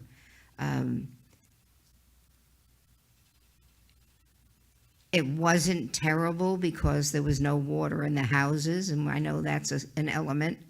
As long as your house is dry, we can just wait, for everything to go down. And it did go down a little bit faster, but this brings me back to my complaint that I've brought up for so many years. Berms don't work. The new homes that have been constructed in our area that were supposed to have berms to hold their water, the flooding was worse in front of those homes in that area than ever before. And then we have a problem, and we've talked about this before, people filling in their swales. The swales are there for a purpose, and every place where there's a swale, the flooding in the street is minimal. But when people, build their property at a slant, and their properties are now higher because of the requirements, and they slant it down. I mean, I don't know how it gets through the inspection without a swale. And we've got to pay more attention to that. And I believe we talked about with the stormwater mitigation plan that we might have to have people go back and do their yards and their lawns to create a swale. And that I think is going to be a very interesting situation over the years, because people have filled in the swales and planted trees and put in rocks and other elements. And so I think that's going to be something we also have to address during the education progress. But I appreciate the presentations, And like I said, over the 3 years, the town's experienced 4 significant rain events, and they've impacted everybody, businesses and residents. I know there was a great deal of flooding, too, that I was made aware of over by the truck stop. I think you went in there, too, as well. And the town has committed, $20 million towards drainage improvements in the most needed areas. And as I'll mention, where we are already under construction, and I won't repeat them, but with our consideration of the stormwater assessment today, we're actually starting on another very significant step in the allocation of recurring funds toward enhancing our drainage system, the maintenance of our drainage system, and initiating more capital projects. And I'm going to do something tonight. I'm going to request the town council support to give Mr. Lemack direction to continue our dialogue with the South Florida Water Management District and Central Broward Water Control District on how we can improve our primary and secondary canal system. That's another thing, too. I have never seen the canal on 14th Street crest. That crested this time. We have 82nd Avenue Canal. Twice in the last year, that's crested. And the residents that live there who go over these little bridges that are, not raised because they've been there for 40 or more years, they cannot get out of their homes, and they cannot get anything in because they cannot get across their bridge because it's covered with water. So these are issues, and I even addressed it with one of the members of the Central Broward Water Control District about the importance of them working with us and dredging some of these canals. When I first moved here, the canals were 4, 5, 6 feet deep, nice and clear. You could see the garfish and the turtles and everything when you were walking. And that's not happening anymore because the runoff, the erosion, you have a lot of silt in the canals, and they need to be cleaned. And Central Broward has never, and that's what was mentioned to me by one of the district members the other night, in his recollection, has never dredged the canal. We clean the garbage out of it, but we don't dredge it. And this is something that I think that we really need to have to concentrate on too when we're talking to them. Further, I'm going to request Mr. What's your name again? Mr. Lemack, to have staff conduct a thorough review of our drainage engineering standards and drainage maintenance program. And I'll elaborate further on that. But I don't feel at this point in time that the criteria that Central Broward uses is strong enough. And sometimes, and I've asked for a legal opinion on this, we need to be more aggressive and not just say, oh, this development's okay because Central Broward has approved it. I don't want to say any more about it, but we need to be more aggressive from our point of view. South Florida Water Management District has accepted my invitation to attend the January 17th Town Council meeting to make a presentation on how the district prepares for and responds to significant rain events, so similar to the one that we just got from Phil and Osdell. As part of our dialogue, we need to find out if there are any opportunities at all to enhance how our secondary canal drains or canals drain into the C11. Central Broward Water Control District should be a part of this discussion. We've had complaints that perhaps the pipes aren't big enough going from Oak Hill to the C11, that slows down the drainage. So it's a combination, and we can't accomplish it without working with all the parties. Again, we have to work with Central Broward to expand our canal storage, whether it's by widening the canals or dredging them or any other thing that they can think of that can add capacity. The secondary canals are all Central Broward's responsibility. However, we owe it to our residents to ensure the district funds these capital projects and requires private communities to complete their 5-year recertification program. On the town's end, again, I am requesting that the engineering division conduct a thorough review of our engineering design standards and update them to reflect the rain events that we're experiencing. I'm also requesting that Public Works Department evaluate our drainage maintenance system program and determine if more can be done to prepare our system for future events, because you know that they said that this is going to be the rainiest winter that we've ever experienced, and usually you have a very long dry spell in the winter. So if we start getting significant rainfalls throughout the winter, we're going to really be in deep trouble. Finally, I'm asking administration to identify additional funding to initiate the design of the drainage project based on need and seek grant funding to construct these projects. And I brought the water issue up. We had a big discussion on it the other night in Steve Geller's town meeting, and a couple of staff members were there. And he indicated that there were numerous county grants and wanted to know if we were applying for those grants. So I just wanted to, bring that up. And so basically my desire, oh gosh, Ernie the elf just fell off. I'm sorry.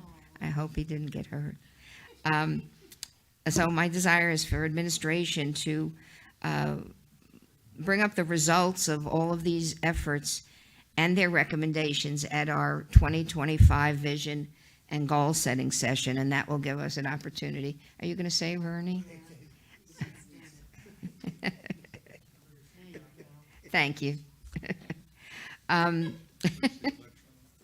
So, so then we'll have a bit of a discussion, I'm sure, about this as we continue through our goal-setting session. And I know it was kind of lengthy, but these are really, I'm very passionate about this. And I wanted to spend the time, and I'm going to give this to the, I'm going to give this to the clerk so I can make sure there's a verbatim of this in the minutes. Yes, Marlon? Thank you, Mayor. As probably a lot of you know, this flooding issue is kind of near and dear to me. I had water in my house in the last one. I still have damage that I haven't repaired yet, but eventually I'll be getting around to that. When you had touched on one of the first things you had talked about, I had already been talking to Mr. Lamack about South Florida and Central Broward already. I'm glad we're all on the same page on that. But you had mentioned some of the homes and some of the standards. I don't disagree with looking at this thing around Davie. I noticed that a lot of the homes that are built, and after the CO, it's fine. Things are right. 3 years later, there's not a berm, there's not a swale. And we don't necessarily police that unless the neighbors are calling and then engineering gets involved. And I think that we're going to have to, as a town, start having to police some of that, because I've noticed it, and I'm not going to say where, not far from me, that somebody had built a really nice home, and I thought, wow, that's really nice, and there was nothing after one of the storms. I happened to just go by there, and I noticed, wait a minute, there's no berms now, there's no swales, and it's all, landscape different, and I know what happened. They didn't like it, they changed it, the landscaper came, filled it in, plants are there, and so now their neighbors are flooded. And unless somebody complains, the town isn't really getting involved, but I think we're going to have to look at that and start policing it. And a lot of people won't be happy with that, but nobody's happy with this water, the way it's going. But I want to say this, and I was saving this for my comments, but while I've got the microphone, let me say it now. Osdell was exemplary and super after this last flood. The first Wednesday night that it started, after we had a council meeting, it was already really raining, and I could see we were in trouble. He already knew about it. He'd already been out all around looking at it. I saw him later that night, like 11 o'clock or so, riding around the neighborhoods looking. I saw him early in the morning. We had employees and people working 24 hours pumping. What he did and what the town did after this was exemplary. You guys worked hard. I appreciate it. And everywhere I turned around in the town, you had already been there, or you were there on top of it. And I really personally appreciate it. And not too many people know how hard you worked on that, but I do. I saw you. And I personally really appreciate the hard work you put into that. I really do. Thank you. It was a phenomenal job. And to add to that, every time I would get something about flooding, of course, I would copy Mr. Lamack and Mr. Laria, and he knew about it. If he didn't already know about it, he got onto it, and he actually personally went to some residents' homes. He did. And knocked on their doors and explained to them, and then they said, "Oh, we didn't realize that. Thank you very much."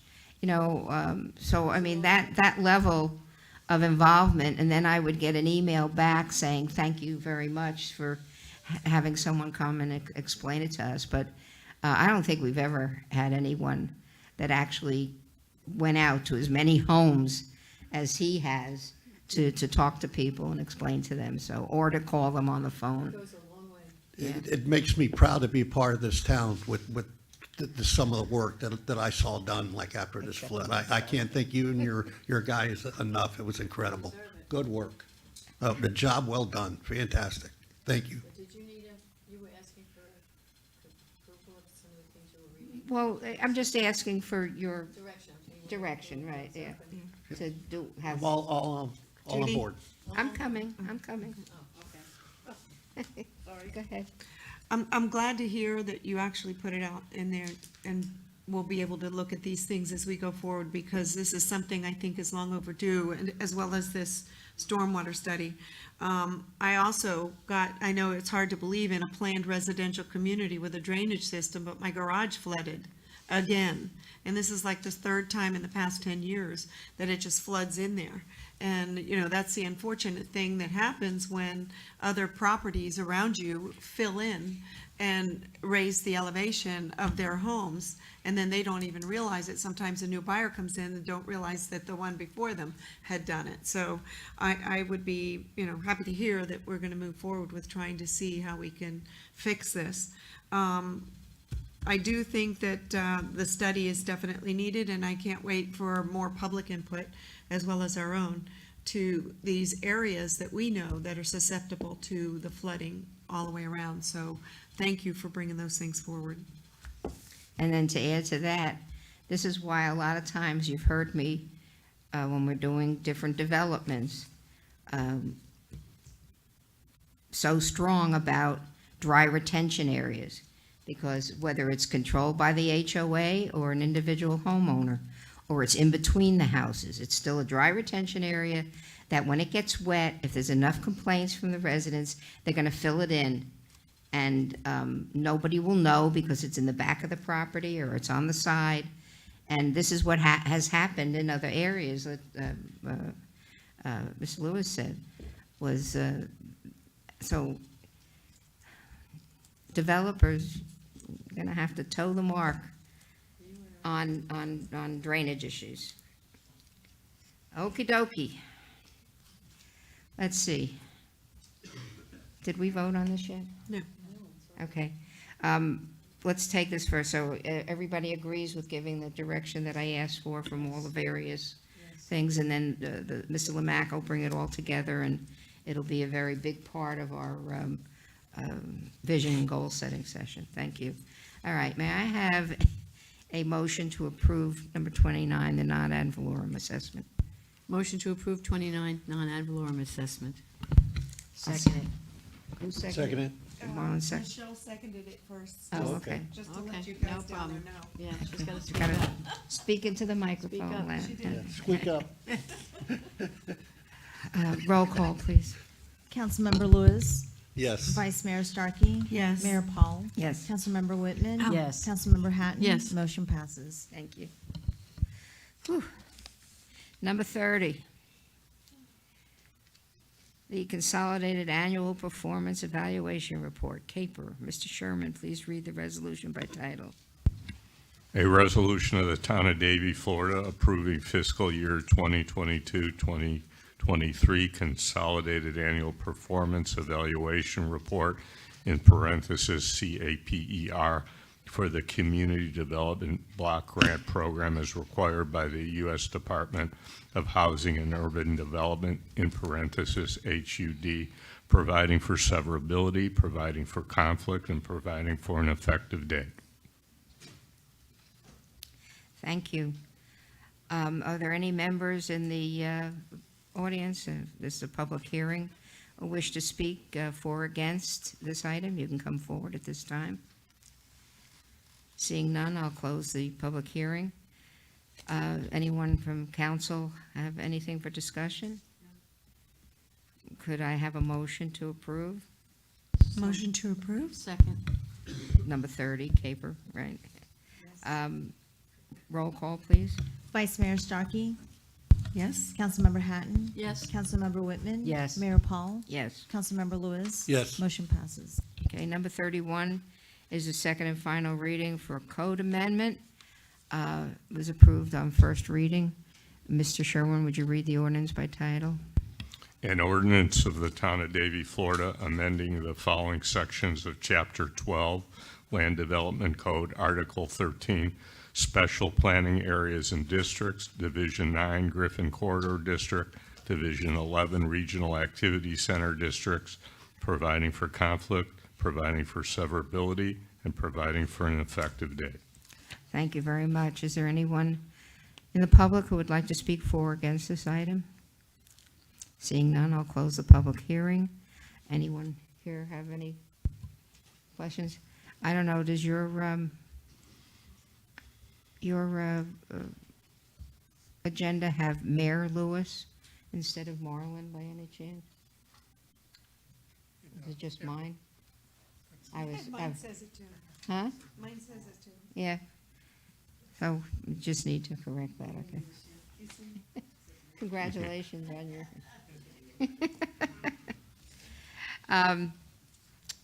So there's no question or discussion.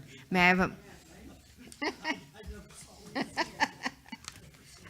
So they started out for Marlin, so, but they didn't finish it right. So may I have a motion to approve number 31 code amendment? Motion to approve number 31 code amendment. Second. Roll call, please. This is like pulling teeth tonight. Councilmember Hatton? Yes. Councilmember Whitman? Yes. Councilmember Lewis? Yes. Vice Mayor Starkey? Yes. Mayor Paul? Yes. Motion passes. Thank you. Okay, number 32 was tabled. Marigold, okay. So let's see, 33 is the rezoning.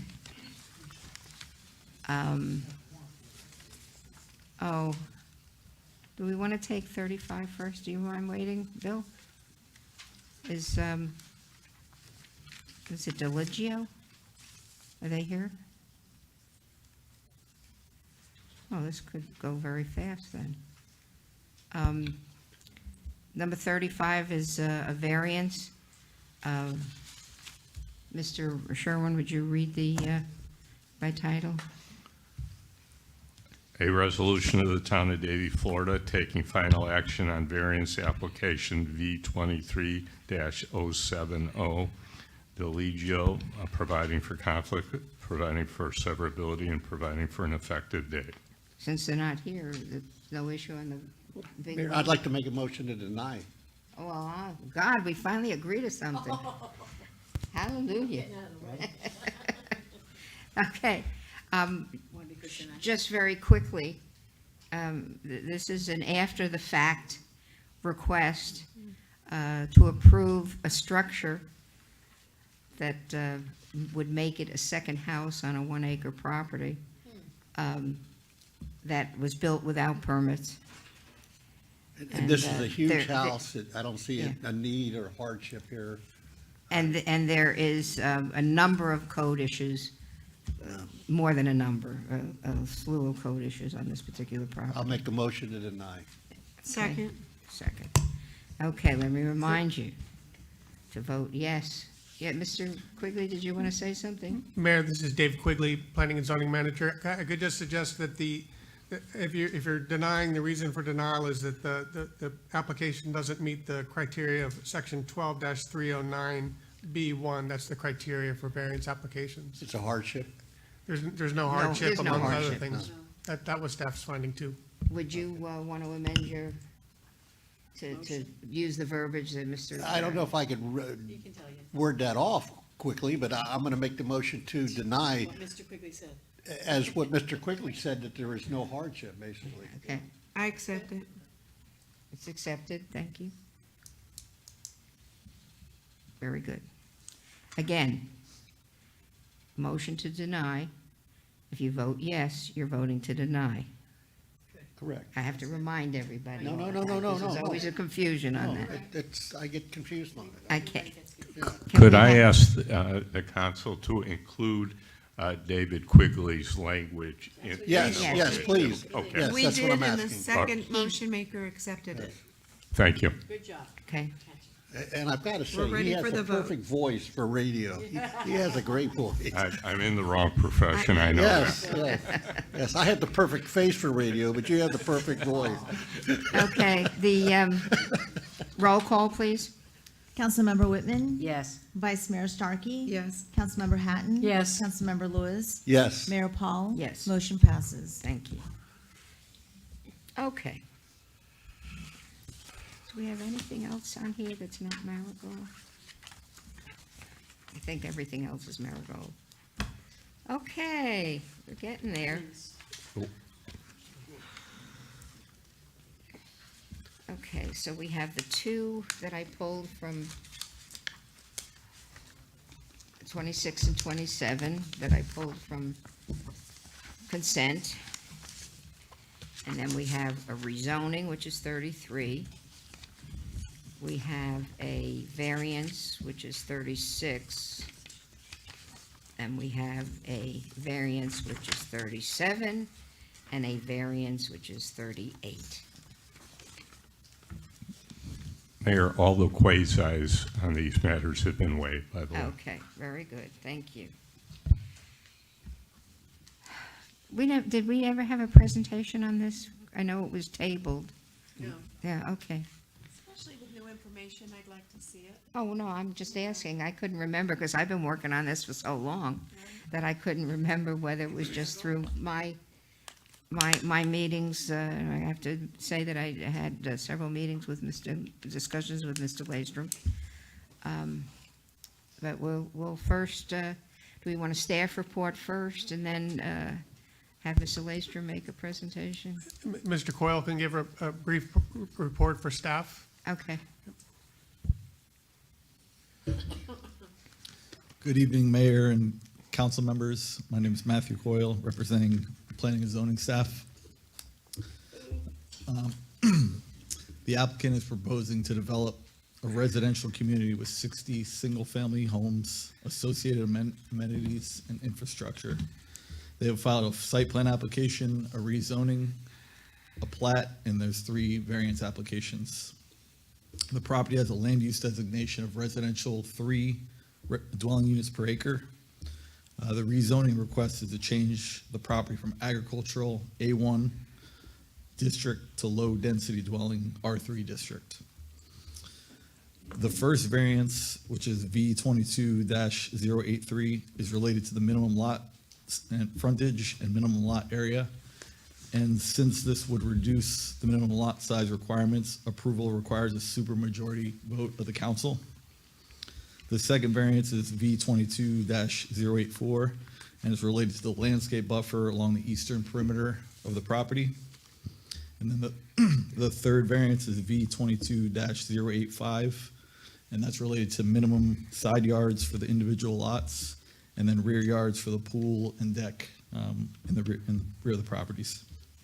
The applicant completed public participation, and the report is included with the attachments. The recommendations from the Planning and Zoning Board and staff are included with the TCAR that you have, and I'm available to assist with any questions. Thank you very much. Okay. You turned the air conditioning. By the way, you would have to vote on these individually. Yes, I realize, because some of them are supermajority and others aren't. Right? Yes. Yes, Mayor. And you'll remind us of that each time, right? Okay. I think Matt would be better to speak to that issue. Okay. Mr. Laystrom? Mayor, Vice Mayor, members of the council, Bill Laystrom on behalf of Pulte Homes as well as the property owner. We have been working at this project a long time. I've actually been working on this property for about 3.5 years. I just quickly, does this? Oh, I have my assistant. So the Marigold property, just for a little background, because we have not made this presentation before, and I want to make sure everybody gets kind of the idea of where it is. This is on Pine Island Road, on the east side of Pine Island Road, just south of Griffin.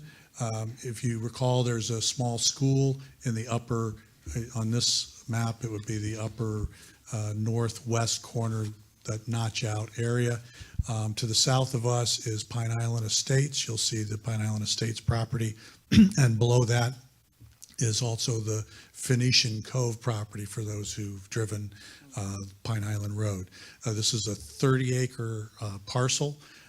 It's located also off of 80, so it stretches to 82nd on the east side, as our boundary is on Southwest 82nd Avenue. Next slide. So a little bit of history. So when I first looked at this property, we actually looked at it for an RM8 development. From the north of our property, we have 10 units per acre, the mobile home 10 units per acre. To the east of us, we have, and I'll show that in a second, to the east of us, we have the Shalimar apartment project. But then to the south of us, we had the R3. During the course of that review, we never got to the town council because at the Planning and Zoning Board hearing, many residents from the Pine Island Estates neighborhood showed up, said, look, we don't want to see, we may see that this is development, but we want single family.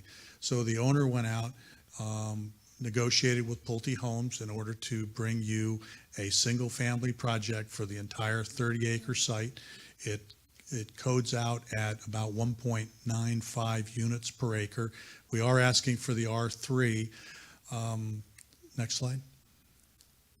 So this just gives you the concept that we had originally had. Don't get nervous. This is the old plan. And basically it had the RM8. It ended up with 17 buildings, 254 units. That was a no-go. It didn't move anywhere past the Planning and Zoning Board. In fact, we really didn't even have the hearing that night. We met with the residents, we talked to the residents, and we came to that conclusion that we wanted to do the single family. Next slide. So what's the difference between the current zoning of A1 and R3? Basically, R3 is a low residential zoning district, which we felt was most appropriate and would give the residents the most comfort that we were doing something that was compatible with their development, which is also of the R3. In fact, the Phoenician Cove project, I'll tell you how long I've been around. I actually did the approvals for that project, which is south of here and brings back old memories. It had to be 20 years ago, I think. Next slide. So this is, again, I just wanted to reiterate the zoning around us. We've got the upper left is the CF, which is community facility for the small school. We have the MH10, which is the mobile home 10 units. And then you see to the east of us, you have the RM16, RM5, and then the RM3 to the south of us. So in order to provide the assurance to those neighbors, we went with the RM3 district. Next slide. But I did want to show that one of the choices we were making is whether to go with the R5 versus the R3. And the reason that's important is because you're going to see at the end, I recommended my client a decision on, well, if we go with the R5, problem is everybody's going to think we're building 5 units to the acre, and that works out to 153 units. Even if I come in with a site plan, somebody's going to say, well, wait a second, you could do all these extra units, or you might do them in the future. So I recommended my client that we go with the R3, which then created some variances. And the reason I show you this is because when you look at the minimum lot size and the lot coverage we're going to talk about in a few minutes, we're close to or below the R5 designations in a positive way. So for instance, our lot size is approximately 10,500 square feet, where on the R5 it would be 7,000. And very comparable. We made it intentionally comparable to the Pine Island Estates that is to the south of us. So our lot sizes are similar to those. Next slide. But I want to talk about the site plan, and we'll get back. We'll do the variance discussion at the end. So this is the site plan that we put together. Basically an entrance on Pine Island on the east. Goes directly into our site, very grandiose, no lots on Pine Island. You'll see a lake in our entrance feature, and we have a park feature, which I'll talk about in a few minutes. A single road that activates throughout the internal of the project, but has no access on Southwest 82nd Avenue, other than the existing bridge that's there. We'll upgrade that, as well as, by the way, upgrading the canal as part of our project and regrading the canal. The entrance will only be for fire access. I want to make sure that's clear. It is on the site plan, but for our neighbors, we want to make sure that that's clear, that that's the only way for fire access, not for residential access. The project is totally within itself. I go through very quickly. The lot data includes the 10,000 square foot lots. Lot frontages are 75 feet. Front setback is 30 feet, and in the R5 it would be 25 feet. And we'll talk about that 5 feet a little bit later. The home data, the maximum height of the homes are 30 feet 9 inches, and the building coverage is about 38%. Next slide. So on the site plan, we've really done a job trying to make it as beautiful as we can. We're expecting a great Pulte facility. We've landscaped a park at the entrance. We've also put a small park in the very back of the property next to the fire access on 82nd. We've lined the streets with trees. Overall, we exceed the tree count from 212 required to 338. We have native trees everywhere. We're going to comply with all the requirements of the Town of Davie Code with regard to trees. Next slide. So here's the typical four types of lots we have. We have the Reverence, the Stellar, the Whitestone, and the Livingston. We wanted to kind of show you those from a view on top of them. Next slide. I'm going to skip I'm going to come back to this one. This is our boundary, but I wanted you to take a look. This is the Whitestone. Next slide. Stellar, Reverence, and Livingston. Now, I went through them quickly, but I'm going to have Ame Carlson from Pulte Homes come up very quickly just to give you a quick description on each one.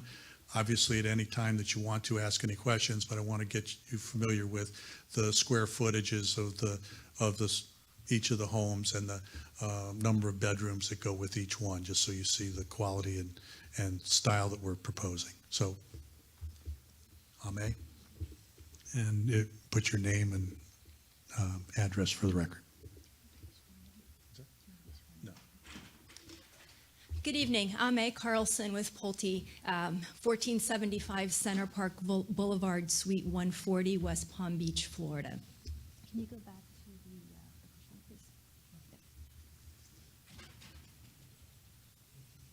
one, please? Okay.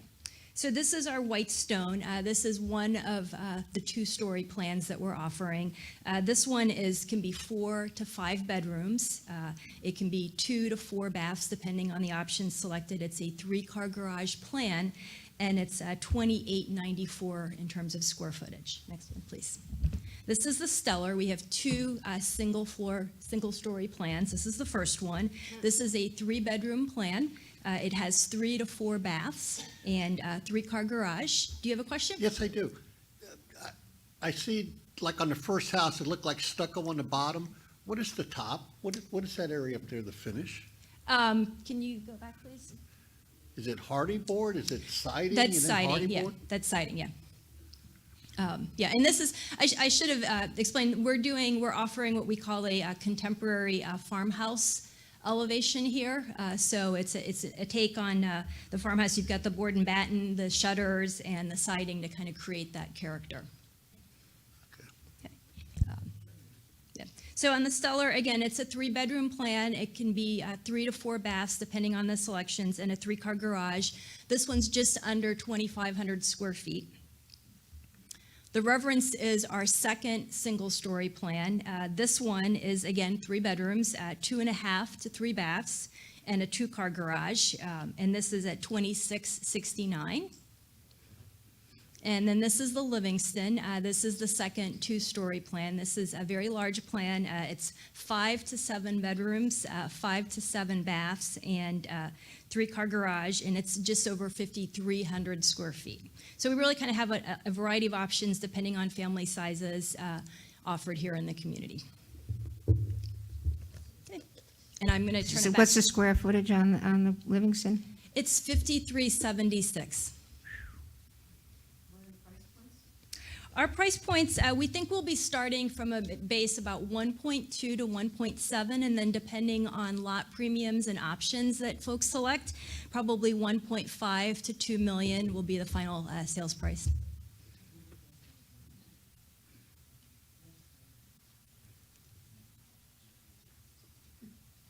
Okay. All right, Bill. Thank you. And we do have the presentation printed out if you're having trouble seeing it. But we just wanted to offer that if you need it. Matt, if you could go back a little bit to the site plan first. Keep going. One more back. No, keep going. There you go. Either one of those. So One of the things that came up in our discussions with our neighbors was the impact we may have on drainage adjacent to us, something that you've had a discussion about today. So we've done a number of things that we wanted to tell you about. First off, our drainage, we don't have any dry retention. We are all retention in the lake. That's why the lake is such a large and important feature for our project. Obviously, those are the premium lots to be on the lake. And so all of our drainage flows into our lake, and then we'll go, once it spills out over they'll put a wall to keep us from just flowing into the Southwest 82nd Avenue Lake. It will have to hold our water on our site all the way from the edges on in to the lake throughout. Now go to the cross sections. So we spent a lot of time in particular with our neighbors to the south. They were the most active, and that's the Pine Island Estates properties, including a walkthrough during one of the dates that you were talking about between the 15th and the 17th. We actually had our walkthrough one of those nights where we walked their property, met at their property. I did not, but the team did, and walked through, talked about how our drainage system was designed and how their drainage system was designed back in the days when you had the dry retention in the backyards, which is how the Pine Island Estates was developed. We do want to show you, though, if you look at just the bottom cross section in the bottom left of this, very quickly, we're on the right, their neighborhood's on the left. We decided we're going to put in a retaining wall. That's what you see that looks like bricks stacked up directly in the middle of that picture with a wall, opaque fence on top of it for an additional buffer. They are actually, the reason there's that gap is there's actually a road between our property and Pine Island Estates, which is the access road to the Crosby property that's located directly to our south. So we're actually one roadway away from the Pine Island Estates, but we wanted to make sure we showed this so that the residents for Pine Island Estates could see it. All of our water is retained on our site and then contained within our lake. That's the unique design about this project between what this was designed and what I'm sure I did with Phoenician Cove back in the day when that was what those requirements were. We think we've made not just a berm, but a way to keep the water on our site so that it all travels into our roadways and then our roadways go into the lake. Slide forward. Keep going, keep going, keep going. We're going past those. So first we want to talk about our parks that we put in. So we put in two parks. One is a park up front, and when we say a park, it's a small recreational area for our residents. It's intended to be pedestrian for the most part, not vehicular or ATVs or any of those type of vehicles. And we've done it at the entranceway because we thought that would be a good look on Pine Island Road, but also a good entrance feature for the type of quality neighborhood we're trying to create here. We have a very wide entrance feature.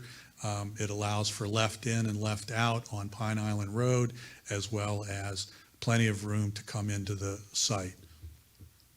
Next slide. We also put an additional small park in the back of our property, also for the residents, in order to just give them an opportunity, green area, an opportunity to be able to, whether it's to walk your dog, to just be out in nature with landscaping throughout it. And this is right at the northeast corner of our property, kind of completely opposite from where the first park is, to try to give plenty of room for our residents to get there from either portion of our property. Next slide.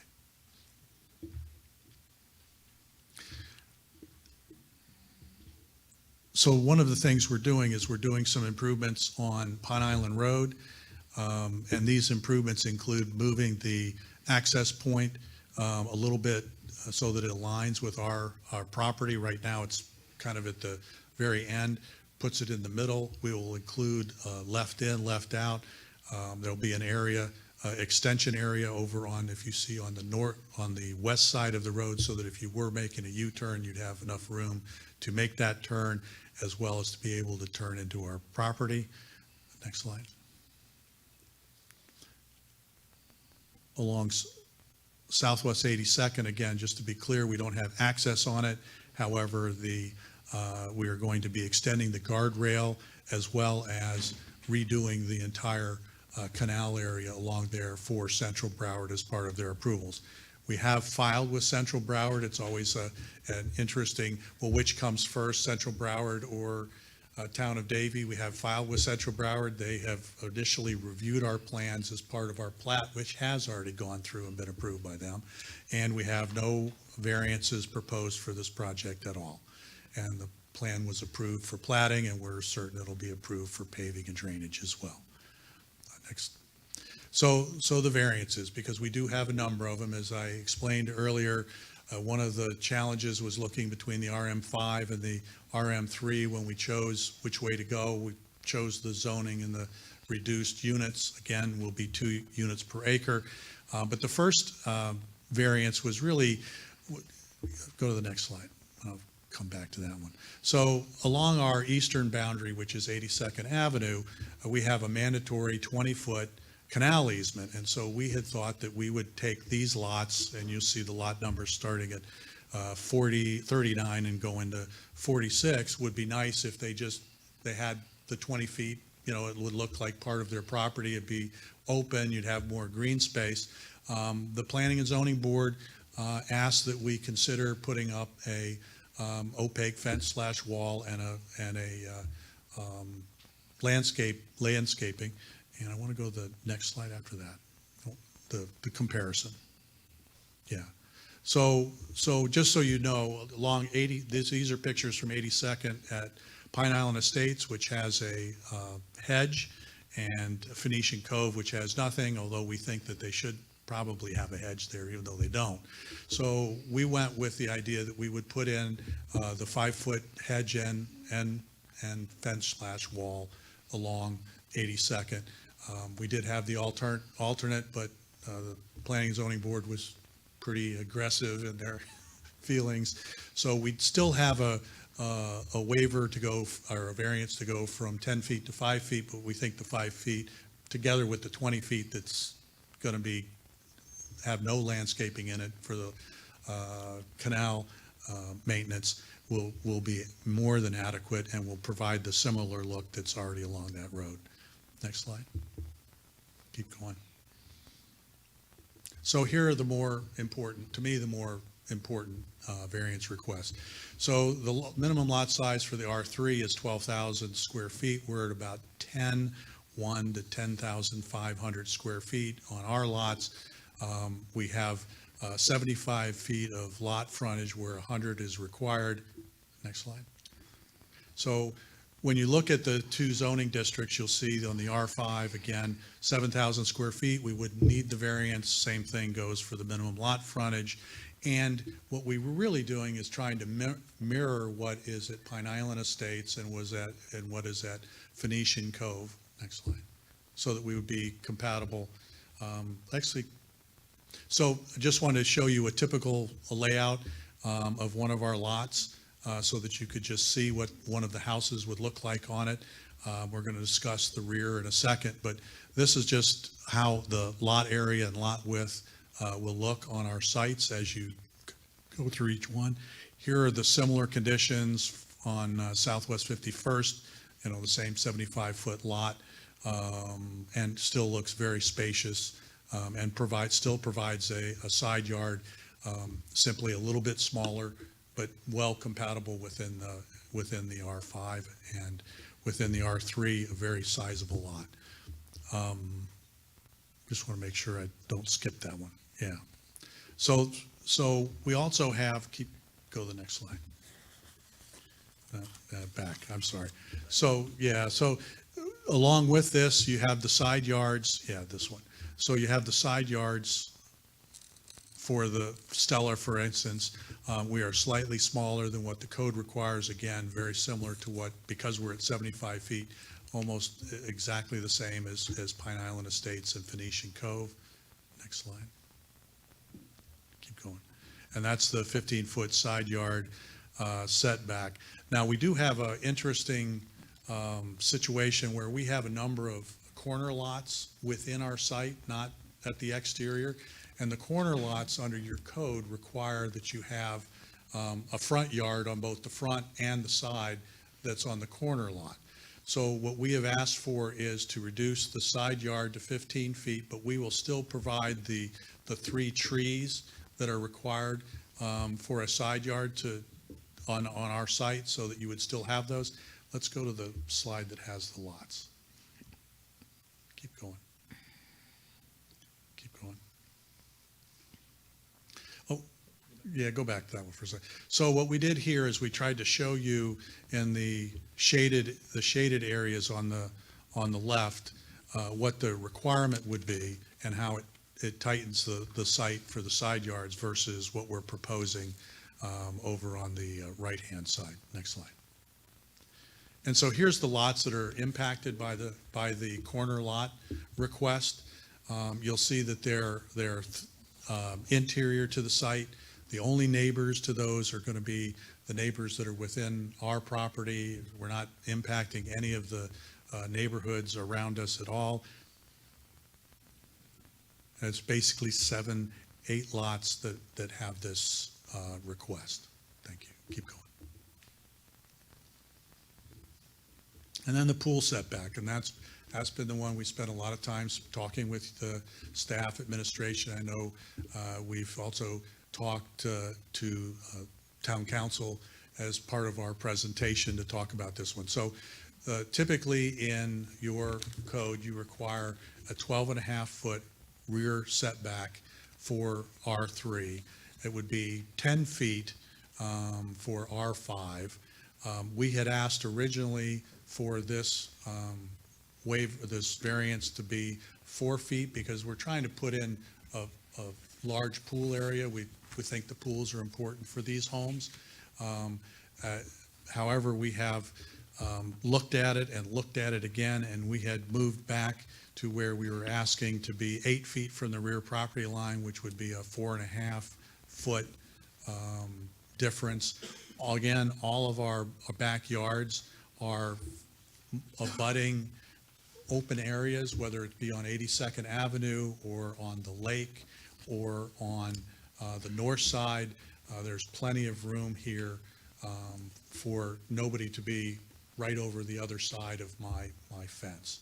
And so with the pool setback, again, if you go back to the R3 and R5 code, it's 12.5 feet for the R3, 10 feet for the R5. It would just be a 10-foot minimum if we were doing the pool. Now, the pool, remember, a pool is pool or a patio or a screen enclosure. So there are different options that would be available to somebody that was purchasing a home.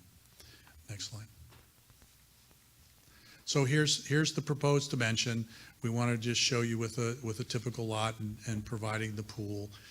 We just think that, again, because of the size of the homes we're building and the price point, we think a pool is going to be wanted by many, we don't think all, but many of the residents who would be purchasing in this neighborhood. Next slide.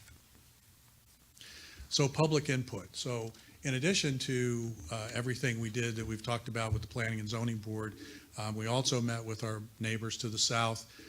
We also have talked to the neighbors to the north, as well as the neighbors to the south of the Crosbys, not Pine Island Estates, and we've made a number of commitments. We just wanted to basically run through these, make sure they're part of the record and obviously part of the approval. You will see them on our plans regardless. First off, we have a 5-foot wide landscape buffer easement. I spoke about that before along Southwest 82nd. For lots 1, 2, and 3, we've restricted them to single-story homes only, so they're not looking over our neighbors on lots 1, 2, and 3. We did provide for a 6-foot high opaque fence on top of the 30-inch retaining wall for those folks on the south. 6-foot retaining wall or 6-foot opaque fence also along Southwest 82nd. We are going to include language in our declaration of restrictions, instructing our residents not to interact with animals on the adjacent property. More concerned with us, I guess, feeding whatever we shouldn't be feeding. But it's a good idea, and that way we make sure that whoever does buy one of our lots is aware of that. We're also going to work with our contractors to work on the construction noise, and under your code, the weekend hours are at your option anyway. Increase the minimum pool deck setback. We had originally asked for go down to 4 feet, but we'll do the 8 feet. And we've met with the neighbors to address the drainage. We did walk them through their drainage system. We still stand ready to have them to coordinate a meeting with Central Broward Water Control District if they would like to meet with them to kind of talk about how their site interacts with the drainage system as a whole. And we've standardized those corner lots to request a 15-foot instead of a lot-specific setback. And with that, that's our presentation. We appreciate the opportunity to present before you. We're excited about bringing this project to the town. It's been a long time, and I think we've come a long way to get under 2 units per acre in this area. I think is a big opportunity for you to see a quality project. I won't go through the tax dollars and all of those things, but those are all indirect benefits as well. And with that, I'd be happy to answer any questions. I do look to my team to see if there's anything I missed that they want me to rush up. And otherwise, I'd be happy to answer questions. And I have my team with me, so if it's a technical question, we can certainly answer those as well. Councilmember Whitman? How deep is the lake? How deep is the lake? That's immediately goes to Jeff. Name and address. Jeff Schnars, Schnars Engineering, 947 Clintmore Road, Boca Raton, Florida, 33487. The lake is being excavated for fill. It'll be approximately 20 feet deep. Thank you. Any other questions? Yeah, Councilmember Hatton? I just have a question, Bill. The pools, are they all going to be screened in or fenced in as mandatory by the law, right? They'll be fenced in mandatory by law. Okay, that's what I'm. Not necessarily screened. No, but they'll be fenced in. Correct. Okay. Anything else? Mayor, this is council, Isn't it Carol's district? It's mine. I thought it was Susan's. It's mine now. Okay. It used to be Narrow. Carol. Okay. Yeah. Wow. Used to be Carol's district, remember? I still care about you. Absolutely. We all do. Go ahead. He said he wanted to Oh, hear you from want to you. hear from me? Yeah.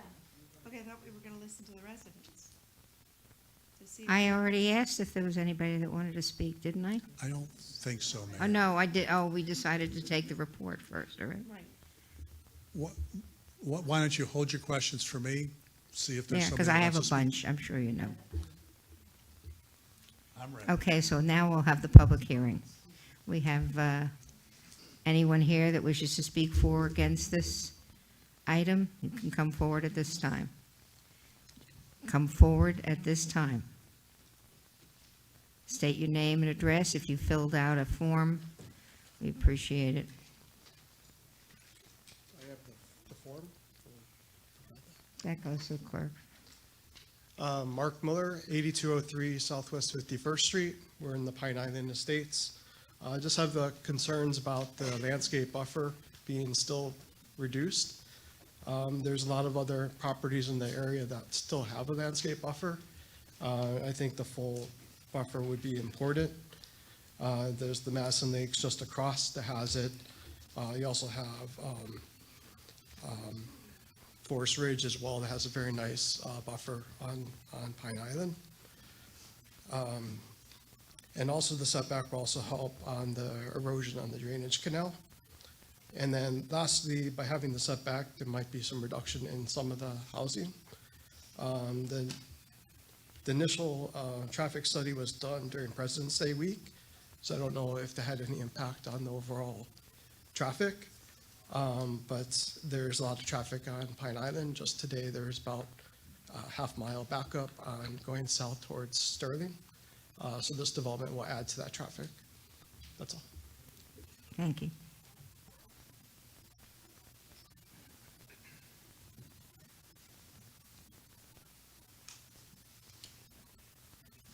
Good evening, Mayor, Vice Mayor, esteemed council, residents, council.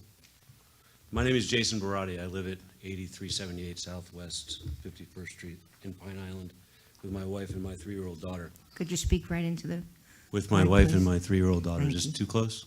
no, that's good. Okay. I moved in last October, not this October, but October of 2022. And I noticed that when we started filling and grading the land next door, the water levels in the backyard went up. And I checked that with all of my fellow residents. So you have a package here of pictures of our backyard from the September rain event. And you'll see that the water levels are pretty high. That's not as concerning as what I'm learning about drainage now, especially in the area. I understand that our drainage is set up so that our water is held in our backyards. And what that tells me is that the water gets sucked out through the land, right? And there's these great big 2 beautiful ag lots on either side of our neighborhood. And those lands are not packed down, they're not developed, they're not built, there's not walls, and that's where the water goes, right? I'm not a civil engineer, but I'm pretty sure that's how it works. Maybe it's physics. So offsite water does matter, not just the water that we're retaining, and we've heard it all here tonight, and Mayor Paul has expressed it, and I think a number of other people have, and we've seen pictures. We're even going to get assessed in 2025 because of the drainage problems in the area and the offsite water, okay? So I know that that's evidence that we can rely on in this hearing. They did an offsite study, offsite water study also. They called it proprietary, so they won't give it to me, which is, I understand how that sort of thing works, but it matters, offsite water. I wonder what the report says. They assured us at the meetings that they had with us, and thank you for doing that, I appreciate it, that the offsite water situation is fine, but it's like a trust me kind of thing. And I think we all know that these berms, they don't work. We do have problems with them in years to come, and I do think that we'll see more water in our neighborhood. So then who has the hardship? I ask, who has the hardship? Do I have the hardship because my house has flood zone on 3 sides, and if the water goes up a couple of inches, it'll go onto the 4th side, and my property value will go down, or my insurance costs will go up? I get a hardship from water and drainage situations, but I didn't see anything in the presentation about a hardship for all of these variances that are being requested. And as I understand it, that's the standard. One more thing, I think our noise ordinance says nothing on the weekends, not sometimes on the weekends, so thank you for listening to me. Happy holidays, everybody. Okay. Anybody else? Okay.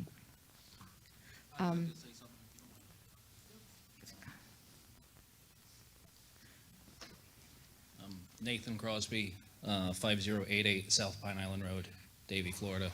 I am their southern neighbor, and I have that access road that goes in between the properties there. Jeff and Ami have been more than helpful all the way through this process. They've been completely understanding. They have changed the way they designed the backyards and the slopes and the fencing and all those things to protect our property from being flooded. I just want to kind of point out that our road at the back of that property is at about 3 feet of elevation. And the houses that'll be in Marigold and in Pine Island Estates are at 7 feet. So there's really no fear of their water flooding Pine Island Estates. My property would literally have to be under 4+ feet of water for that to happen, and my road goes out to the canal. So if really to fix any misconception that they would have any effect on you, it's just not possible. Thank you. Okay. Yeah, it was brought to my attention, I just want to check, that some of the problems perhaps with the drainage in Pine Island Estates is that some of the neighbors have filled in the back of their properties, fenced and extended into a drainage easement. And I don't know if that shows in these pictures, but I think in other pictures that we had. Am I correct in that? So who on staff, I can't remember who on staff talked to me about that, because we were looking at pictures. Mayor, that was me, David Quigley. Oh, okay.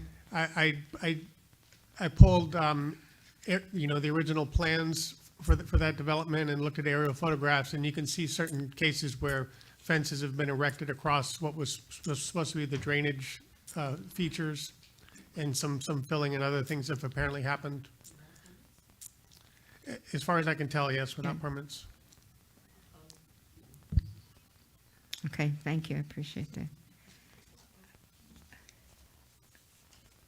Did you want to go ahead? I've got other things too, but I'll let you go Yeah, first. just quickly, on one of the issues that was brought up by Mr. Miller, he was referring to the traffic study.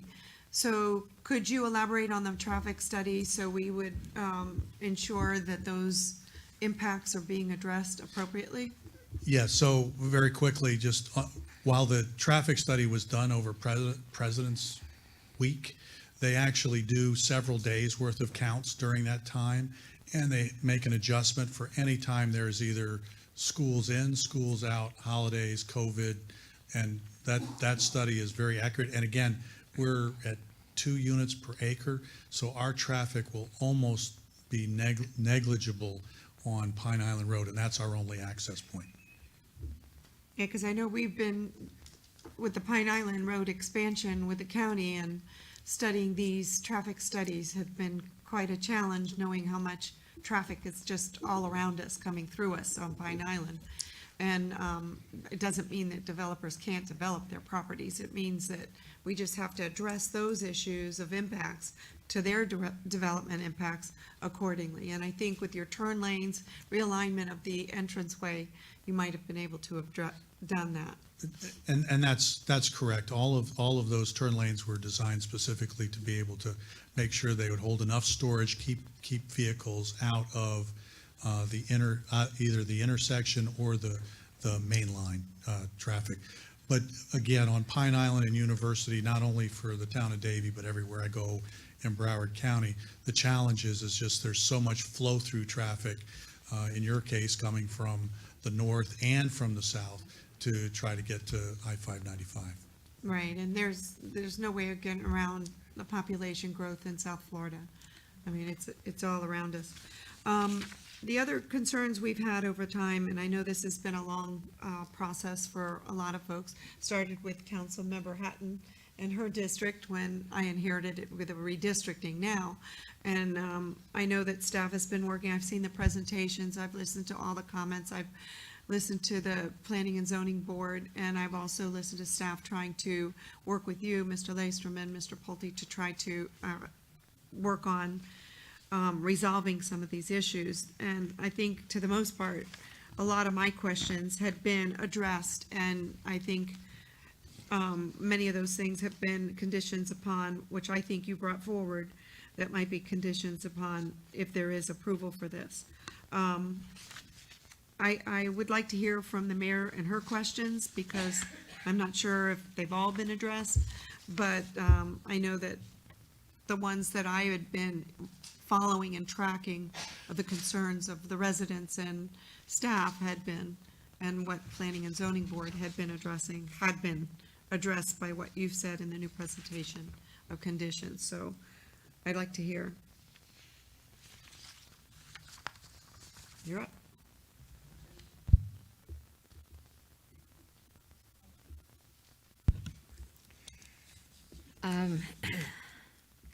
Let's start with 083. These are the smaller lots, the smallest, the shorter lot.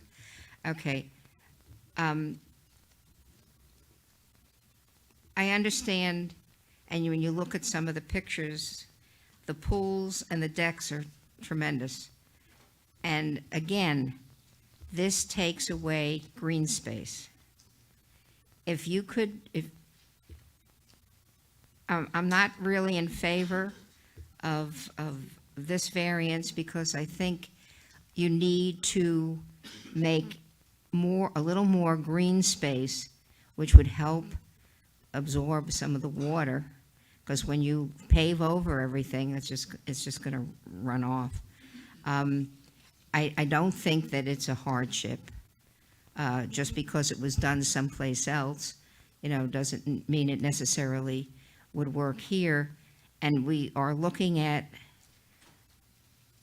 a different time, when these other places were built. I mean, we're really very, very concerned about what's happening today, not what happened then when those were built.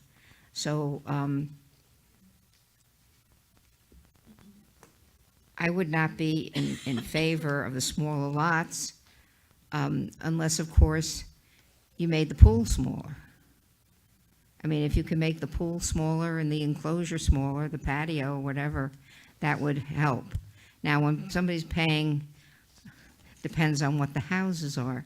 When somebody's buying a 30,000 square foot home and on this size lot, and they want this full-size pool with what they're going to be paying, you should probably select different lots that would accommodate, and have you done that, that would accommodate these larger homes better with the amenities you want them to have.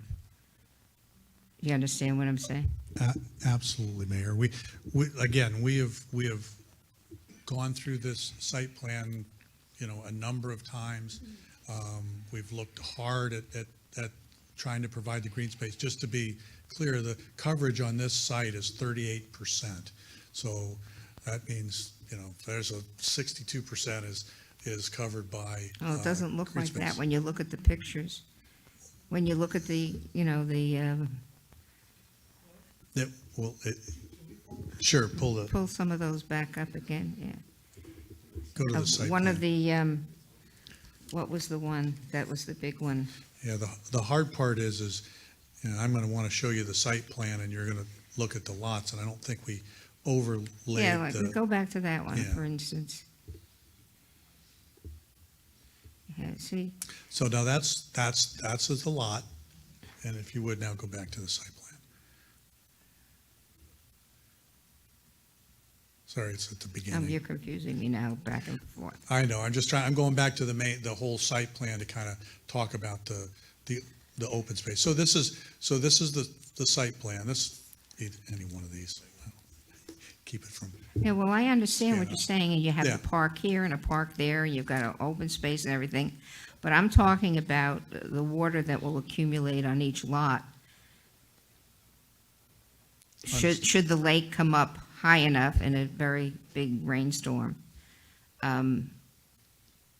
if you've got a little less non-pervious space on the lot, it's less water that can be absorbed. I'm going to have, if I can, just have my engineer discuss that briefly. Okay. Jeff Schnars again. So we looked at a scenario where we would increase that setback, actually 7.5 feet. This was just one of the scenarios we looked at, providing an additional 7.5 foot of setback from what we were looking at previously, to the 12.5 feet. So this was a difference at the time from 5 feet to 12.5. That's 7.5 feet of additional pervious area in the backyard that would not be patio. That ended up to be about a little over a half acre of impervious surface.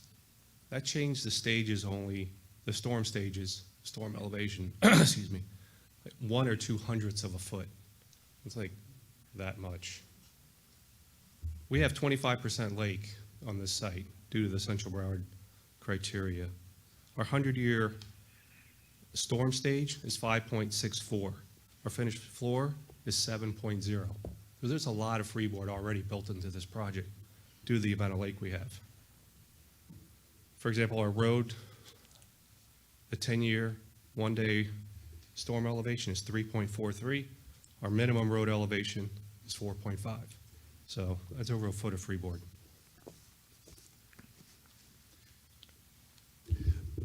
In other words, How about instead of? So we had talked internally a long time about the south lots, and we didn't feel that was going to be enough to address this issue, although, again, we think the lots are going to be great. When you see them, you're going to be excited. But we are willing to, if you would agree, to just allow us to have that setback on only the interior, the lake lots. That would be the only place that we would take the pool, I call it the pool patio setback. And then the balance of the lots would still have to meet the code requirement. Thank you. So I've got to see how I want to read that so that, huh? Yeah. So that's 085 we're talking about, right? Huh? On 83. 083. Oh, It would just be the lots that are on the lake themselves. I don't have the numbers. wait a minute. For you.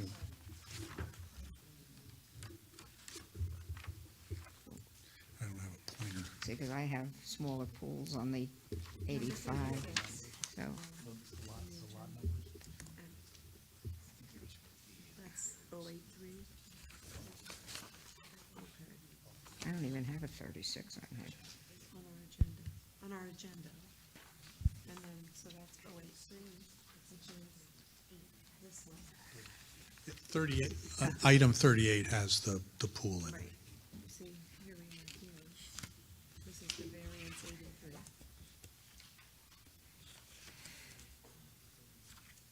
Yeah. 085 is the what?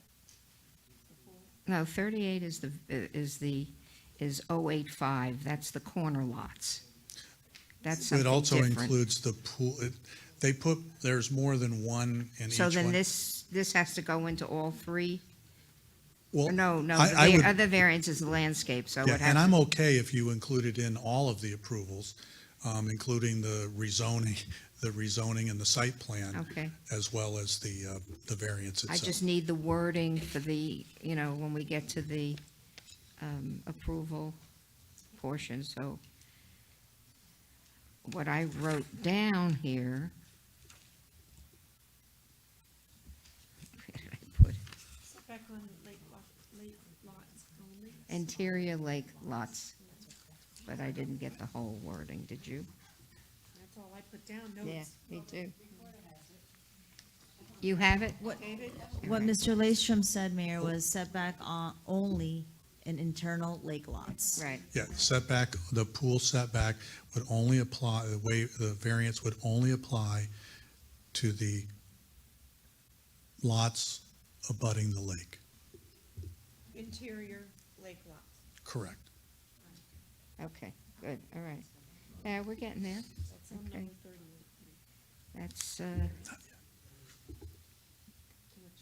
That's, so that's gonna go on 085 and 083 and the site plan. Correct. So make a note of that.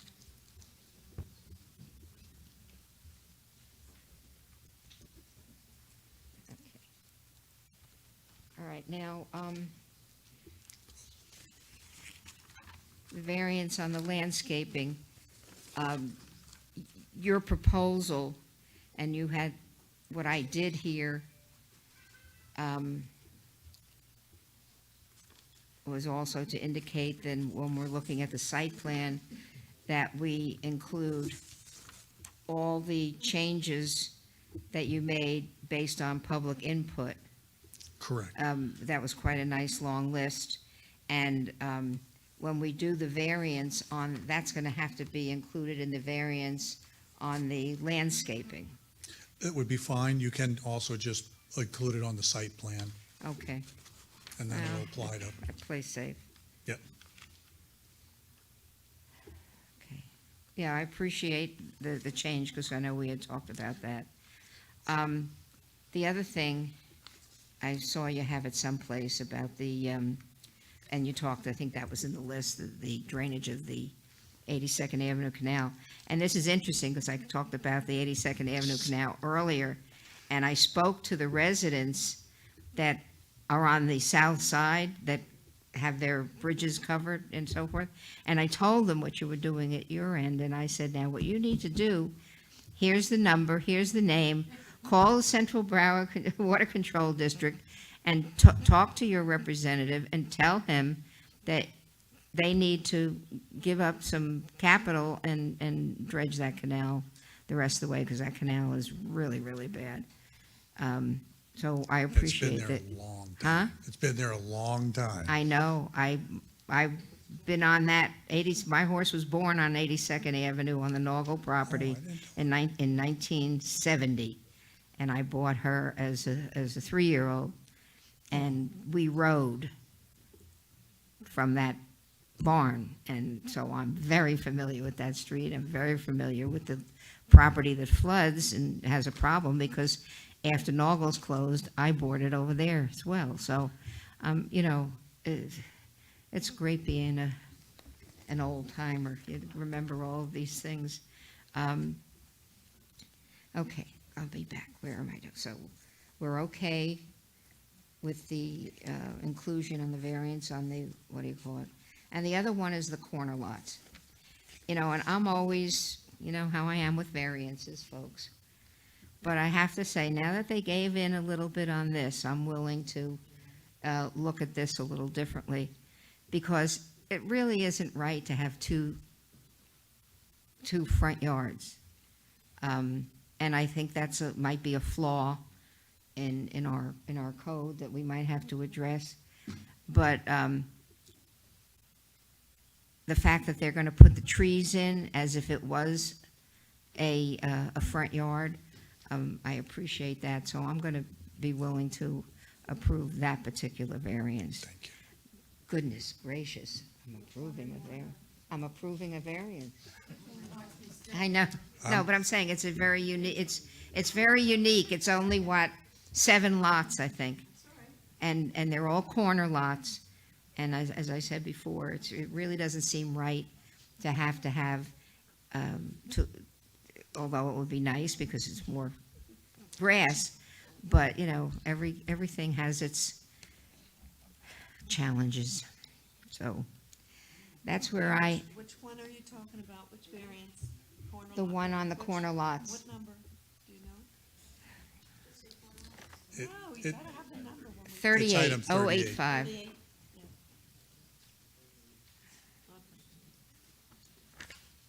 So we're approving that, though, with The other condition, the other condition about the, pool setback. Full setback inside. yeah, right, because they combined a number of things into each of these, so, oh, my God. All right, David, you better have it all. I have something now. Okay. I know we've talked in our drainage study and other things that we've been doing different. Thank you. I know we've been talking about drainage issues in previous conversations with our drainage study and assessment in the future, and we were talking about backflow preventers.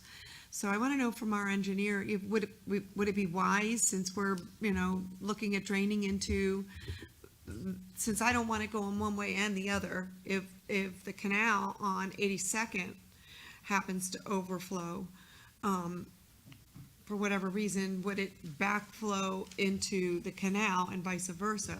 Is there a way to put I don't want to pay for this later on. Is there a way for us to put a backflow preventer into the canal and that, I guess, culvert that you're working on there now, so that we don't have that problem in this future development? Yeah, there is a way to put a tidal valve, is what we typically call it, in the outfall pipe. I don't know that in this case, that's necessary. I like to look at the stages of the canal, the storm stages of the canal versus the stages in our project to see what the differences are. I think some of those cases that you're experiencing flooding on streets, those streets are really low. Our development's going to be higher than those situations, I think, that you're saying, but So here's my issue too, because we have planned residential communities like mine in Forest Ridge. My streets in 3 places in my little circle was flooded in 3 places, impassable, because it was up several inches. So that's just in one little area. So, and I know all around the entire community, when I walked it, was the same way. So, you know, one of the things that we're looking at in future communities is maybe, and I think, is Oz here still, or did he? There you are. Councilmember, we're okay with working with Jonathan. Jonathan and Osdale, maybe both of you can talk about how we can ensure that that doesn't happen, because I know if it floods there, it's gonna flood back in. And I think if we can look at that so it doesn't flow either way. I mean, in Forest Ridge, we also did one section that we had improved a couple storms ago where it would not allow that to happen. So hopefully. We'll work with your staff on that. Certainly a good idea, and we'll do the calculation to make sure that makes sense. Yeah, I'm And gonna if it look at the does- site plan again, Yeah. because I didn't see anything that would have prevented it. It's just, maybe since we're all talking about these things in the future, we should be doing them now. We're okay taking a look at it. Thank you. So that would be another thing. David wrote it down Oh, for us. Lord. This is why I hate to negotiate things at a council meeting, because to make sure that everything is recorded is so important, because I brought this out before.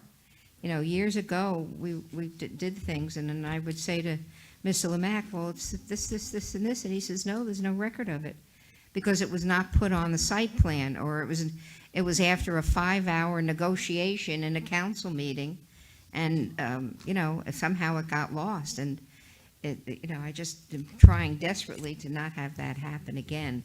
That's why I'm going to be very, very precise on doing each one of these to make sure everything is recorded properly. Now, that list that you had on board there of all the Your the staff input, has it. they have that? Okay. What are you referring to just then? The last page, she's talking about the last page of The public, all the things that they were input. doing as a result It's of the the last public page of our input. presentation. Matt should have it. Yeah, okay. We sent it to Matt.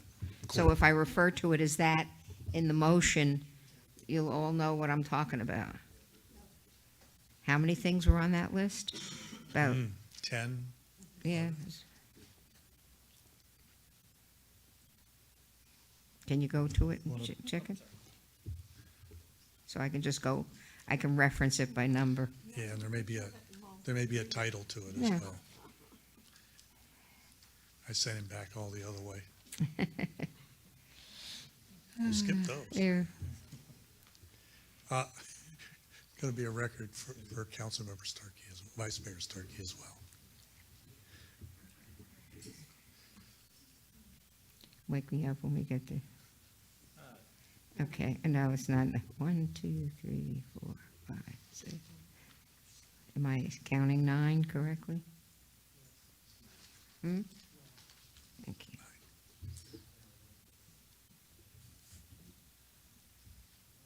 And leave that on there, so, We'll just leave it. okay. Anybody else? You're not going to make it. So that can go to the clerk. Yeah, so.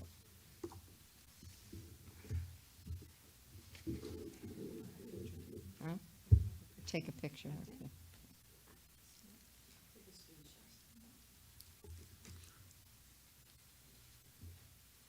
Thank you, Mr. Lemack. Don't look so happy.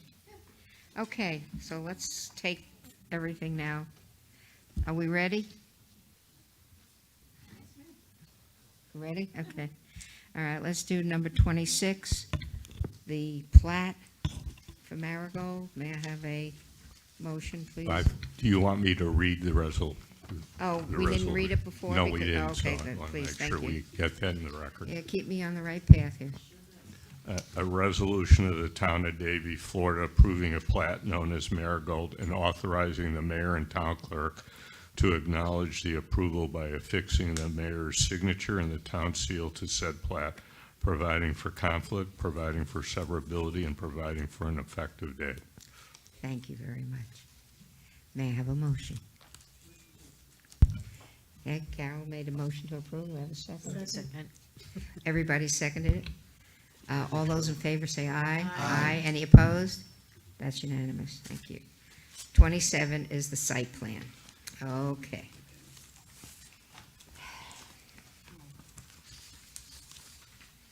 We want to include in this motion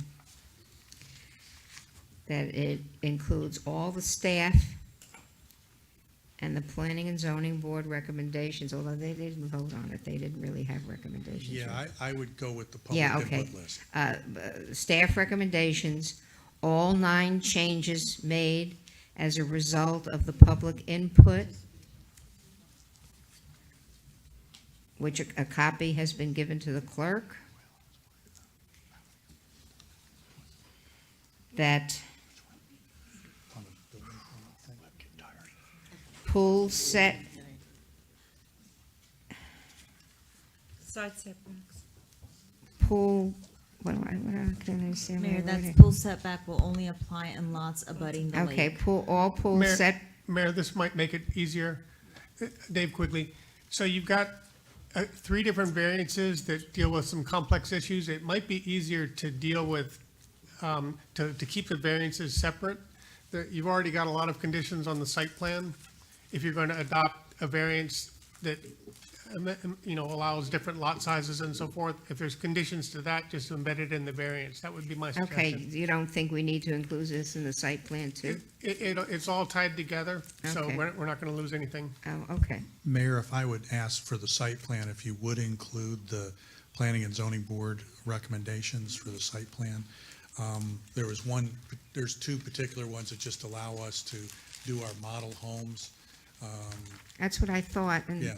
and that was then my I know fault. a recommendation came, which you adopted anyway on the landscaping, so. Right. If All right, I could, so- I'm sorry, that, about the model homes, that was incorporated into the staff Into the staff recommendations report, okay. prior to their vote, It yes. was, okay. Fantastic. All right, so, I just had one other question. I just saw it before, when I was looking at this, before I go on. That doesn't have anything to do with the site plan, so I'll wait. Okay, so did we get everything? So I'll make a motion to approve the site plan with the conditions that were made by the motion recommendation by staff and by the planning and zoning site plan committee. Isn't that As what you well said? as the 9 changes from the public input? There was mention about backflow valves, Right, they're gonna work on that. okay. But that would go in the site plan? That would probably be the best place for it. Yeah, that would be the Okay. best place for it. As well as, a backflow preventer. If I could just work with staff on the possibility of creating backflow valves for drainage. Into the 82nd. Just work with staff, on backflow prevention. Right. Wherever needed. Yeah. Second it. These things are not changes. The developer will work on the noise and the meeting with the neighbors. There's really only. Public disclose. You made a motion, right? Okay, there's a motion and a second. We're working on a motion right now. Motion and a second, right? Who seconded? Mr. Lemack, you look confused. Am I missing something? No, Mayor, go ahead. I just want to make sure that you're all capturing everything you can. I know, that's what I said. Here, okay. Did you think did we miss something? No, Mr. Quigley's making good recommendations to capture it, so I'm just suggesting that we follow that lead. Oh, okay, I think Mr. Sherwin will also agree with that. Yes. okay. I didn't want you to be nervous about anything here. All right, so I think we've captured everything that we need to. And there's a motion and a second on the site plan. Do we need to read the site plan, Mr. Sherwin? I don't believe so. It was on the consent agenda. Okay. So was the plat. So we have to vote. Except that was a resolution. But they were pulled. You pulled okay. them. Okay. She pulled them, so we do need to vote on it. Yeah. Oh, I you know. need to vote on it, but That's I what don't we're need to doing now. read. I don't need to read. There was a motion and a second, and I was just verifying Right. whether we needed to read it or we could vote. So all those in favor on the site plan as amended, aye. Aye. Any opposed? That's accepted. Am I correct? You usually sell us this. Okay. Moving right along. 33. Next one is, what, 36? No, 33. 33 Mayor. is the. And I will need to read that again, Mayor, because we didn't previously. You- It's an ordinance of the town of Davie, Florida, approving rezoning application ZB 22-082 Marigold, changing the zoning designation of certain lands within the town of Davie from agricultural, in parenthesis, A1 to low-density dwelling, in parenthesis, R-3, district, amending the town zoning map to comply therewith, providing for conflict, providing for severability, and providing for an effective date. Thank you.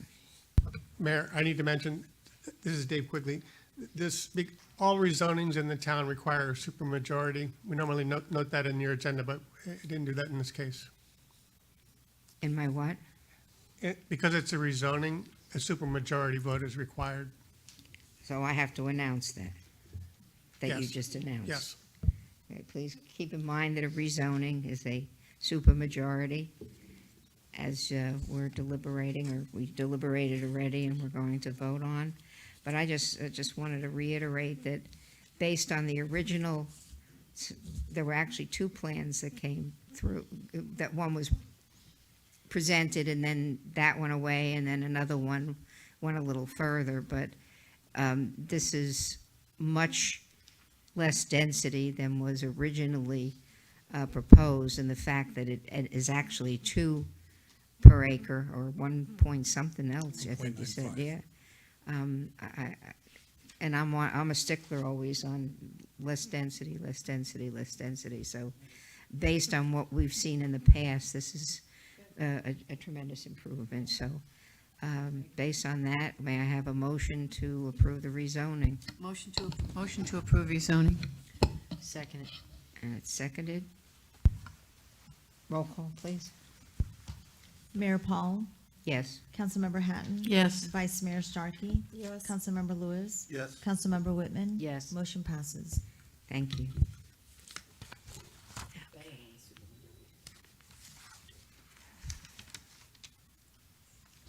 Now it's 36, which And- is 083. And again, I'm going to read that, Mayor. Yes. A resolution of the town of Davie, Florida, taking final action on various application V22-083 Marigold, providing for conflict, providing for severability, and providing for an effective date. And Mayor, this, because it involves a variance to the lot size, it's also supermajority. Oh, really? Yep. They should put that on the agenda. I know, that was my fault. Shame. All right, so number 36, variance 22083, which needs a supermajority. It's late. Try to say happy holidays. I need this vacation. We're going to seek approval with the caveat that the pool setbacks would only be to the interior lake lots. Is Mayor, correct? that would apply to 38. 36, you wouldn't need that. Oh, but I thought you said it would be for both. Well, you could put the lot setback on any one of them, but the setback request is on 38. That's, Because this one also was for smaller lots and setbacks, so. we were- That's what I said, let's be safe and put it on all of them. Okay, may I have a motion to approve 36 with that? Motion to approve 36 with addendum. I need clarification on the addendum. Because again, the setbacks of the pool decks is not, in my view, related to 083. This is about lot size, lot frontage. small lots on the south side? Right. The other, there's another variant that's really There's another directly. variance that deals with it. Okay, I'll save it for, So what do you want, just an approval, motion? no, because, no, Just a motion for it approval? it does apply to this one.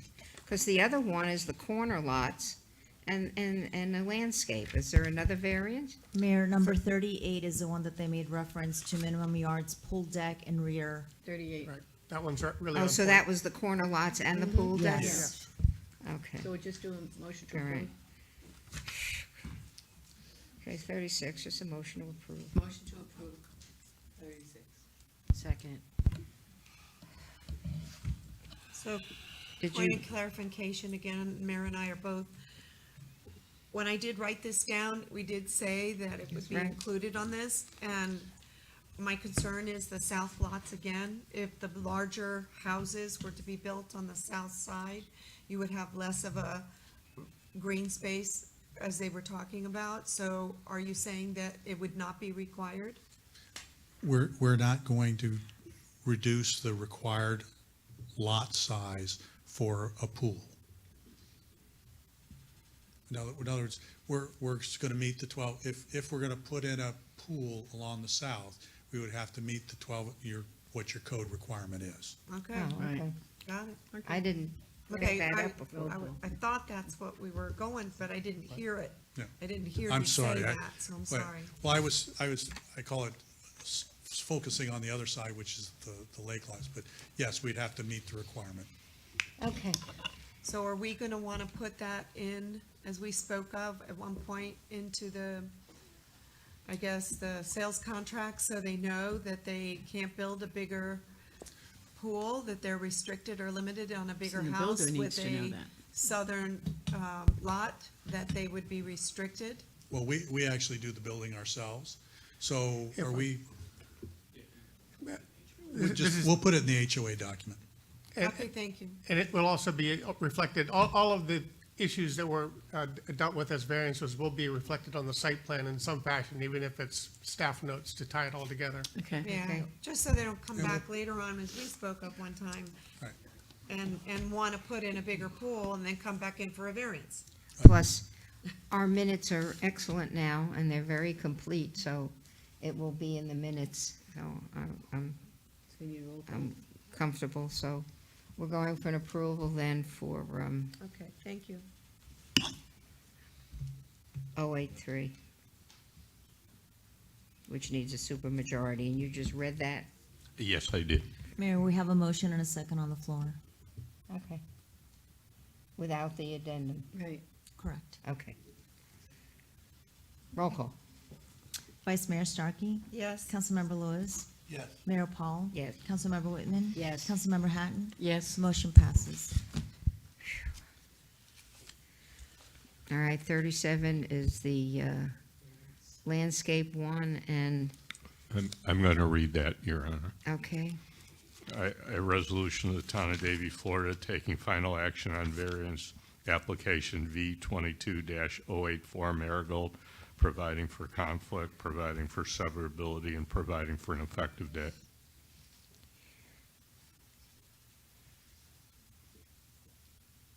I'm looking, yeah. So this motion would include those items on this public input list, correct? Certainly. That deal Yeah, with certainly, the item number one is. Yeah, that. item number one on the,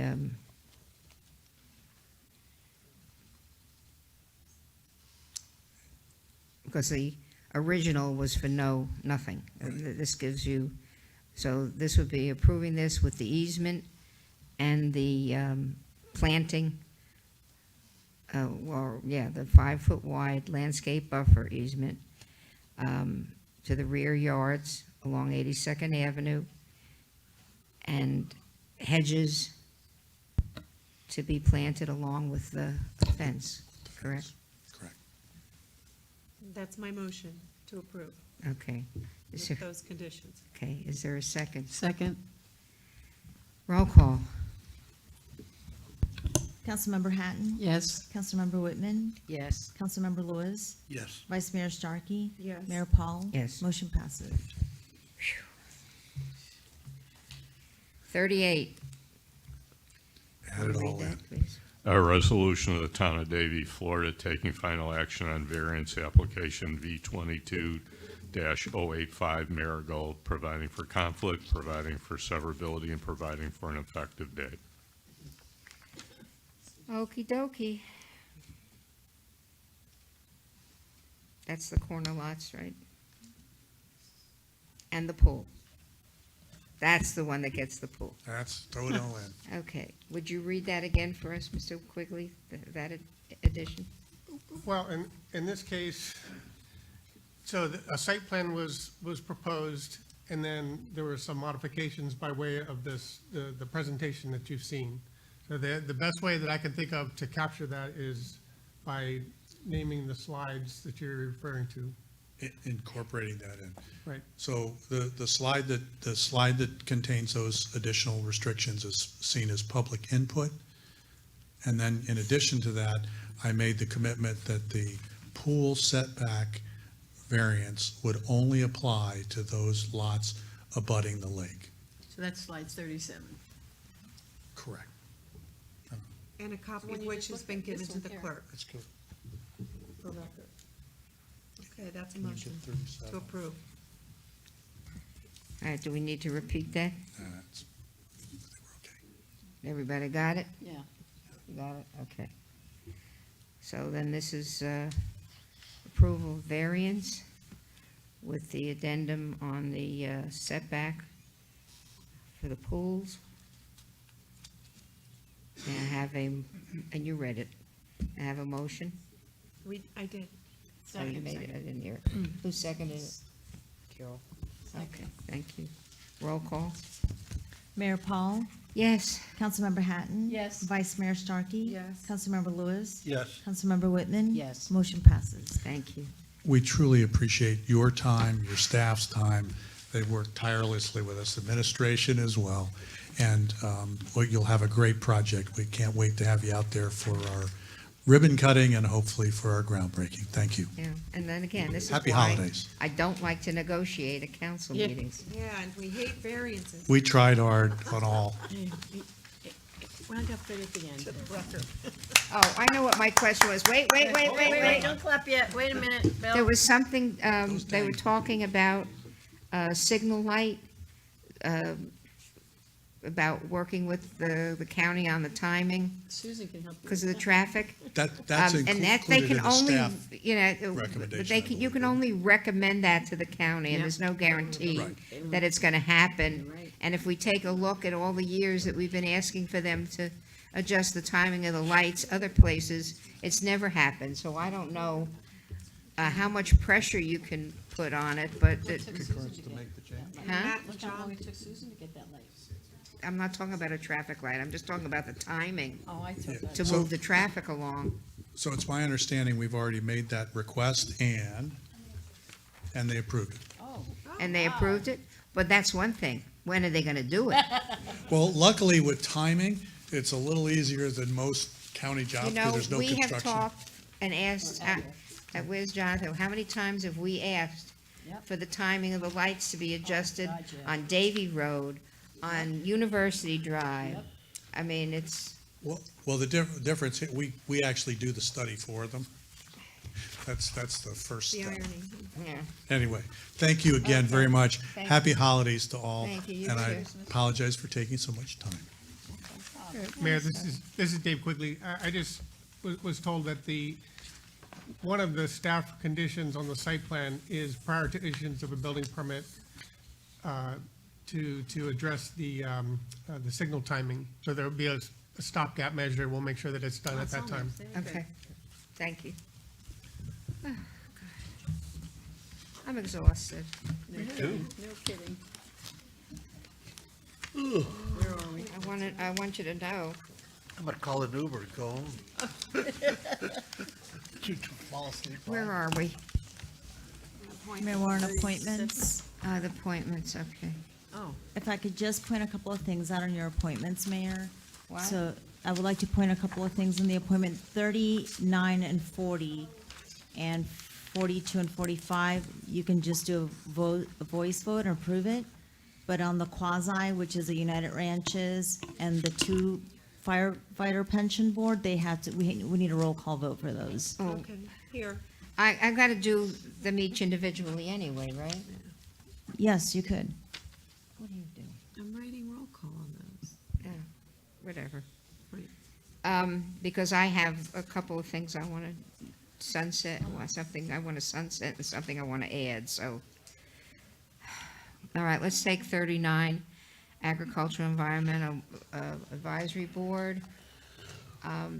Carol, you had appointed Scott Weinstein, so that wasn't vacant anymore. Is there anybody that would like to change their appointment? Are they all going to be the same? So would you like to make a motion to approve? Scott Weissen? No, the Agriculture Environmental Board So moved. to be the same. So moved. Second. All those in favor say aye. Aye. Any opposed? Okay, same thing with the Budget Advisory. Does anybody want to make a change? No. No. Okay, and someone make a motion to approve Motion to that? approve the same. Second. As is, As okay. is.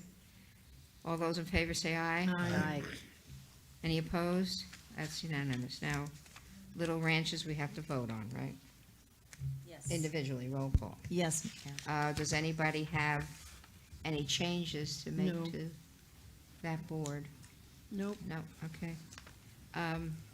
May I have a motion to So moved. approve United Ranches Preservation Board? Motion to approve United Ranches Preservation Board. And second, roll call, please.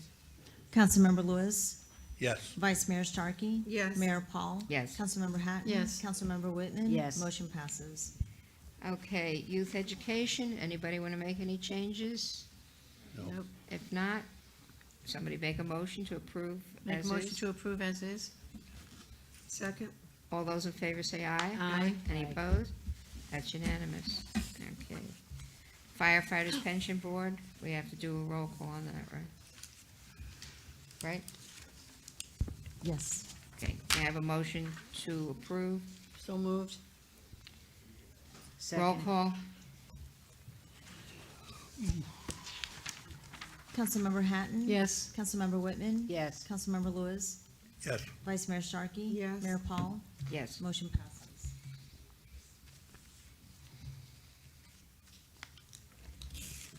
The vacancy. Yeah, I was gonna say, the next is to fill a vacancy Yeah. on that board.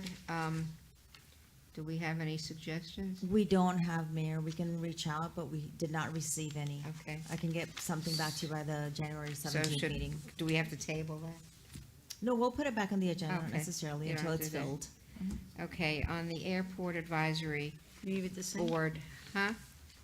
Well, no, what I'm suggesting is that we sunset Yeah. this committee. I agree. It was established in 2017 at a town council meeting. We all appointed members.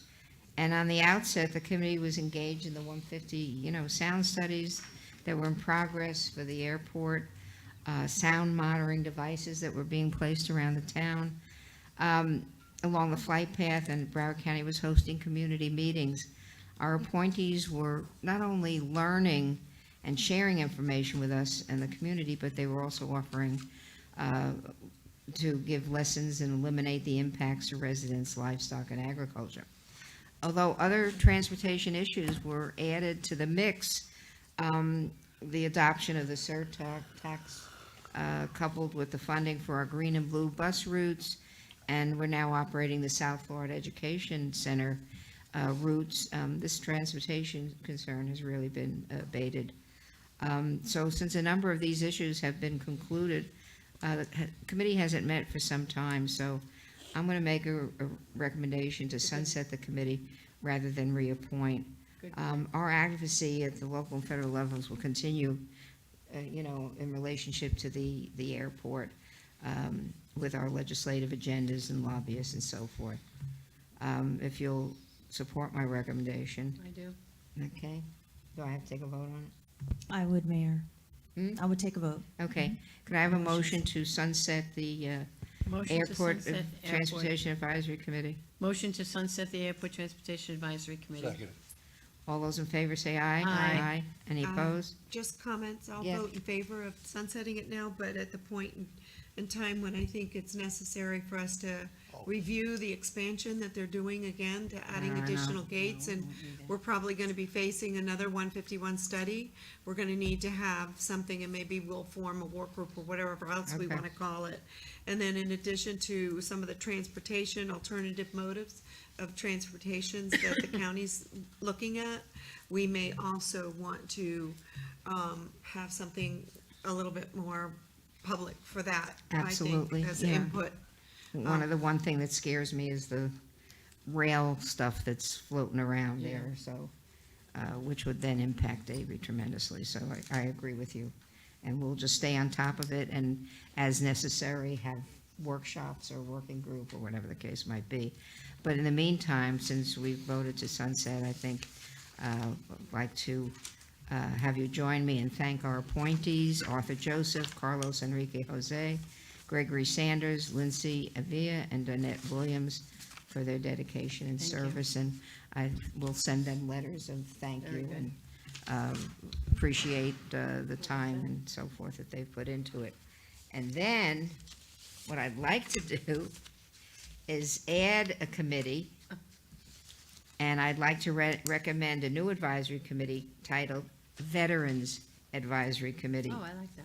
We have so many veterans in the town that participate in our monthly Veterans Breakfast, Veterans Day, Remembrance, Memorial Day. In addition to the fact that we have a Purple Heart Trail, and there's the Veteran Voucher Program now. I thought more about this when we hosted the excursion that we had back in May of 2023 for veterans to the Moving Wall. That's a replica of the Vietnam Veterans Memorial in Washington DC, and it was traveling around the country, and it was Coral Springs, and we set up through the Parks Department a bus and took people up to see the wall, and it was quite a good participation in that.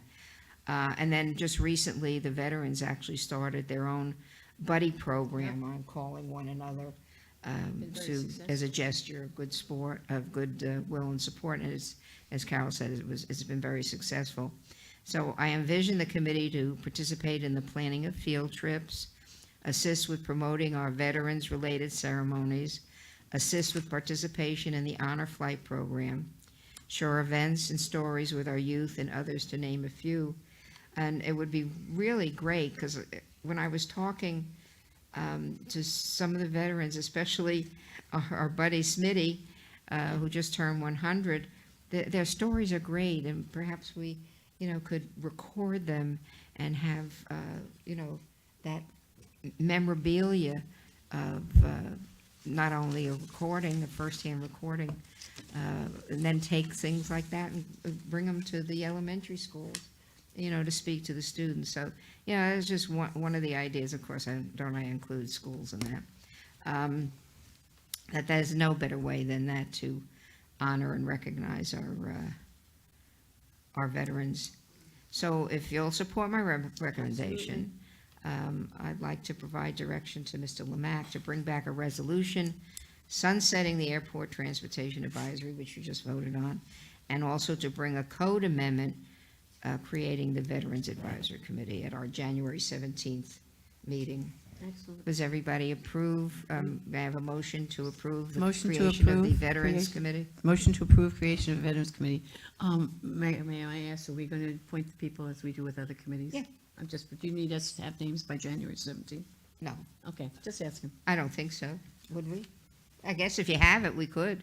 Mayor, you would have to first create the section of the code of the committees, Right. with a And resolution that's it. bringing We'll do it back the next time then. criteria. Yeah. That's fine, February, Okay. March. Right, thanks. Yes, I made a written motion. Okay, and we had a second. All those in favor say aye. Aye. Any opposed? Whew, thank you. And I'll give you both of these, too, for the minutes, Evelyn. I'll give it to her. That was a great one. Okay. That was good. God. No old business. Nope. No new business.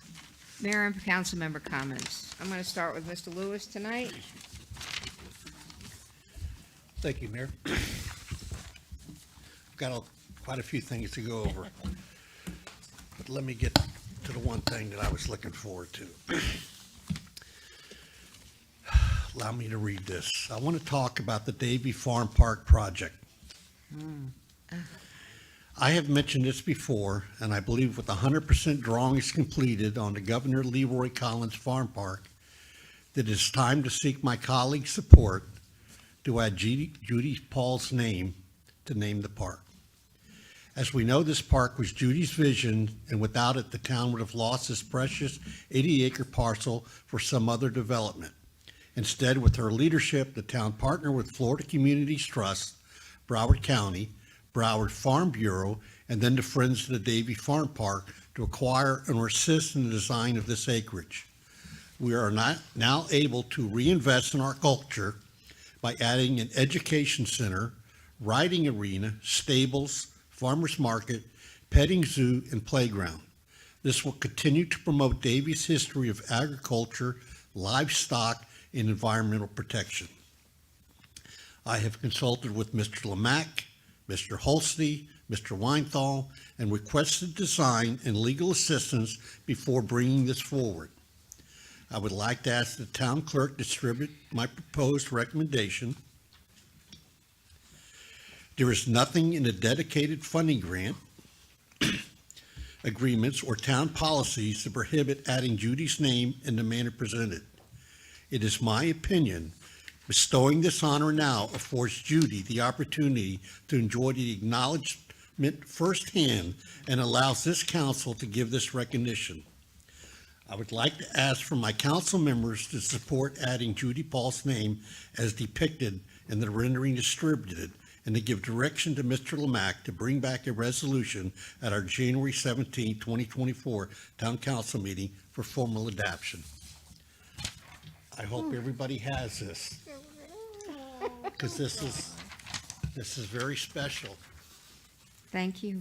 I have a question. Thank How you. much did she pay you? Oh, Lord. Judy, I have a question. What? Do you prefer Judy or Judith? What do you think? Judy. I'm just asking. I'm Judy. You're Judith, but you're Judy. I'm just asking, what would you want? I think this is It's lovely. something that we wanted to do a long time ago, and we waited to do this, and I think that with everyone's support, I think this is beautiful. I think it's timely. I like the fact that both of them is in there, you know, it's titled I- Judith, but Leroy Collins Park. is in I'm there. thrilled and honored to do this You for did a you, good Judy. job. I really appreciate that. It's, if anything in this town that I've worked so diligently on since, what, 2002? Yeah. 2003, this has This been has been going your on. baby. Huh? This is your baby. I know. Thank you very much. I appreciate it. Is it a conflict of interest for me to vote in favor? Just recuse yourself, don't worry about it. We're not voting. Thank you. Giving direction, right? So we have direction to bring it back for a resolution then. Absolutely.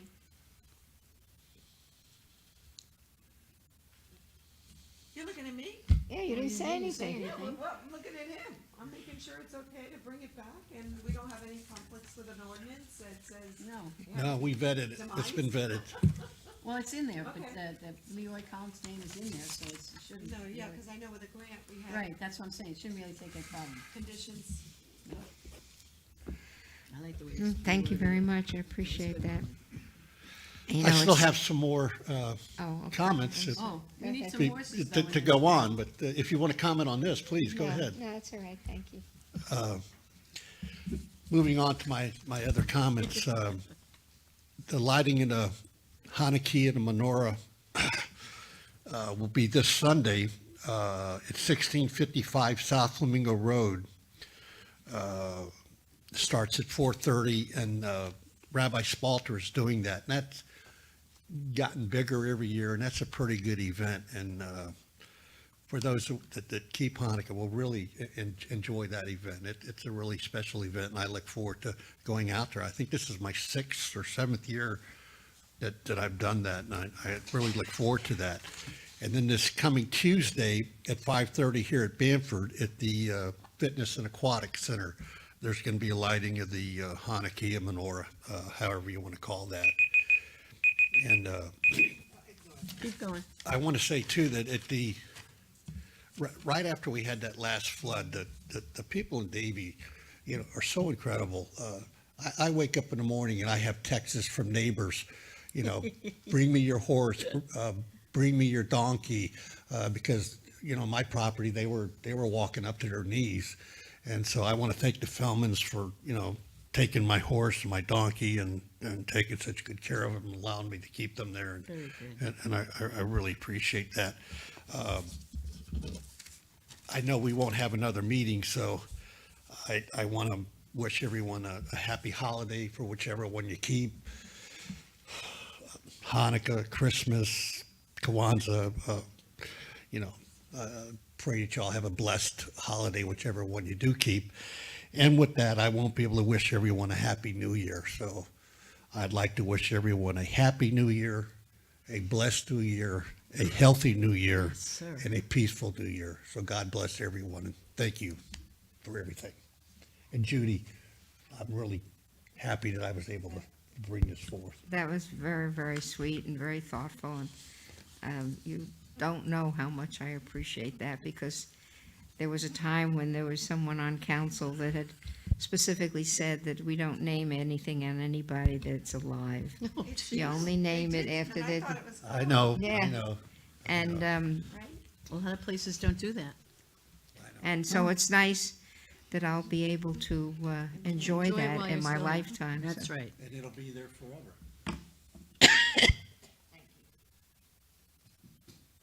Councilmember Hatton, you were going to ask? Yes, thank you. I don't have too much. I want to say Shop with a Cop. Chief was absolutely fabulous last weekend. I had such a good time watching those kids and the policemen shopping for their Christmas presents and everything, and it was really, really terrific. And I know it's going to be again this Saturday. I won't be there, but it was excellent. And there's so many things going on in town that people don't realize are going on, and just take advantage of them. I think everybody needs to know what's going on and that they have to take advantage of them. Our lighting of the green on Saturday, was it Saturday? Yeah, was amazing, as usual. And I just want to wish everybody also all happy holidays, whatever holiday you observe, and a happy, very happy new year. And a healthy one too, hopefully. Thank you, Mayor. Thank you. Michelle? Madam Councilmember Whitman? Okay. Everyone is invited to attend the town's first fall and injury prevention event, which will be held here at Pine Island Park, That's a good one. 3801 South Pine Island Road. The event will begin at 11 a.m. and our fire rescue department is heading up this program, and they have invited several leading health professionals who will participate in the event. While it is geared toward helping our senior citizens, if you have an elderly loved one and provide care for them, this will be an excellent opportunity to learn how to reduce their chances of falling and getting injured. The next gardening workshop is this coming Saturday, December 9th, at Robbins Lodge. If you love gardening and want to get better at it, the gardening experts will show you various techniques, including soil preparation, plant selection, and watering tips. Don't miss this exciting event. Next week, Friday, is the last day to drop off toys at all our main town hall sites. We are looking to collect a variety of items. A complete list of items and the drop-off locations are located on the town's website. Support our toy drive because these toys are distributed to our local children. And I'd also like to say congratulations are in order for all our 24 residents who graduated from the Davie Police Department's 54th Annual Community Policing Academy last night. This in-depth class provides an understanding of the department's day-to-day. I want to also thank all the schools that participated in the holiday tree decorating contest. Seeing everyone's personalized touches of this year's theme was great. Of course, our parks theme knocked it out of the park with this year's Lighting of the Greens event. It seems to get bigger and better each year. Davie families, if you are interested in Santa calling your child this holiday season, please complete a form and send it in by December 8th. We won't be meeting for a few weeks, so I want to wish my fellow council members, staff, and members of the public a happy holidays and a prosperous new year. And finally, I want to wish all the December babies a happy birthday. That's all for me, Mayor. Thanks. Thank you. Councilman Starkey? Yes, Mayor, thank you. One of the things I'm supposed to bring up and make sure, as a member of the Florida League of Cities Federal Action Strike Team, I was asked to write a letter referring to our strong opposition to House Bill 3557, the American Broadband Deployment Act of 2023. The letter basically talks about how our communities are being, our cities, towns, and villages are being deprived of the active partnership that we normally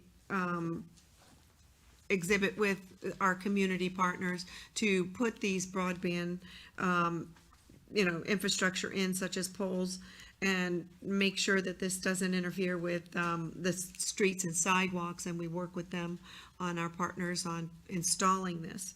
The big issue has been that 3557 was hurried through the committee on behalf of, even without local government's participation and testimony. So there's a letter that's been drafted by the Florida League of Cities asking me as a member of the Federal Action Strike Team to sign it. But if you would also want to sign a similar letter, that letter will also be going to, and for consideration, to our Congress members, both our two senators and Congress member. I mean, it would be great if you could also sign one as mayor. We could craft one for that as well. We'll talk about it. Okay, and then, yeah, because I know they've already prepared it for me to sign. I just wanted to make sure it was okay with everybody else that on behalf of them, I sign this and that you sign that for you as well. And then, since we're talking about the veterans, I think it's pretty cool that we got some information from NSU and the Levan Center. I was invited to attend. It's a free 10-week program starting on January 16th, and it's for veterans to start up businesses. And if you're familiar with the Levan Center of Innovation, it's the top floor of the library over at the NSU Library. And they have little cubicles, and it's all based on technology and various aspects of what technology can bring on these little startups and businesses. So it's called Lean Startup. And so anybody who's interested in learning more about this, if you're a veteran and you want to know more about it, please contact me or our staff at Town Hall, and I'll make sure they have that, and the executive director of the programming for the Levan Center as well, if you want to reach out to them directly. But I think it's a pretty awesome program, and maybe as we start, they'll be doing more of these kinds of programs with this new Veterans Committee that we're going to have. I too attended some of the events that everyone else has mentioned, and I just really want to thank Jeff and his team.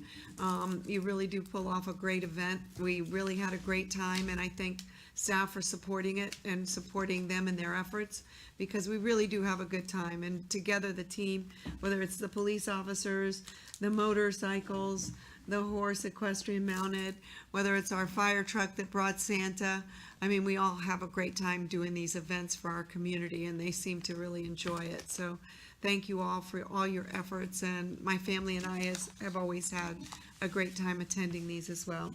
So I also want to wish my Jewish community and colleagues up here a happy Hanukkah. Tomorrow night, you light the light. We want to make sure that as you light your lights, make sure that you also pray for peace, because clearly there's going to be a lot of turmoil in our world and in our own communities that we all need to pull together and support one another as we go forward.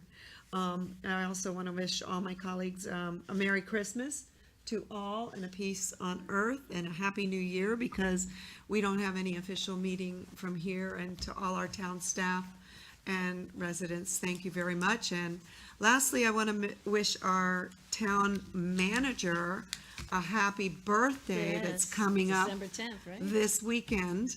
So sister's I'd like to wish him a happy birthday. You're not going to get away with it. My sister's So happy December. birthday, Mr. Lamont. Happy birthday. And that concludes my remarks. Thank you.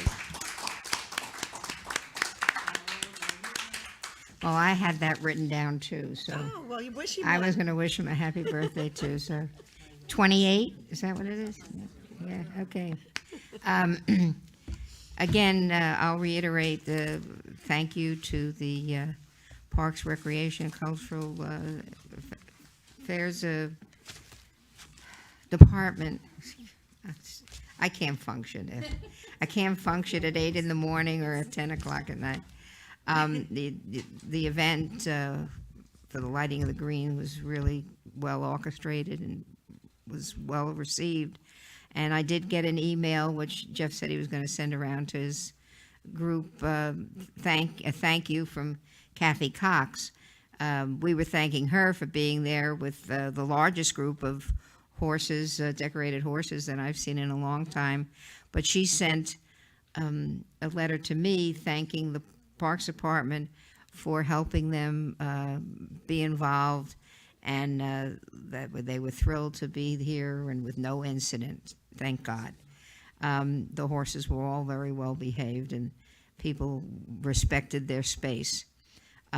We appreciated the nativity that was here. Pastor Coleman always does a wonderful job with that. And I think you mentioned it, but December 12th here at the Town Hall, at the Aquatic Center, we'll be lighting the menorah in honor of Hanukkah.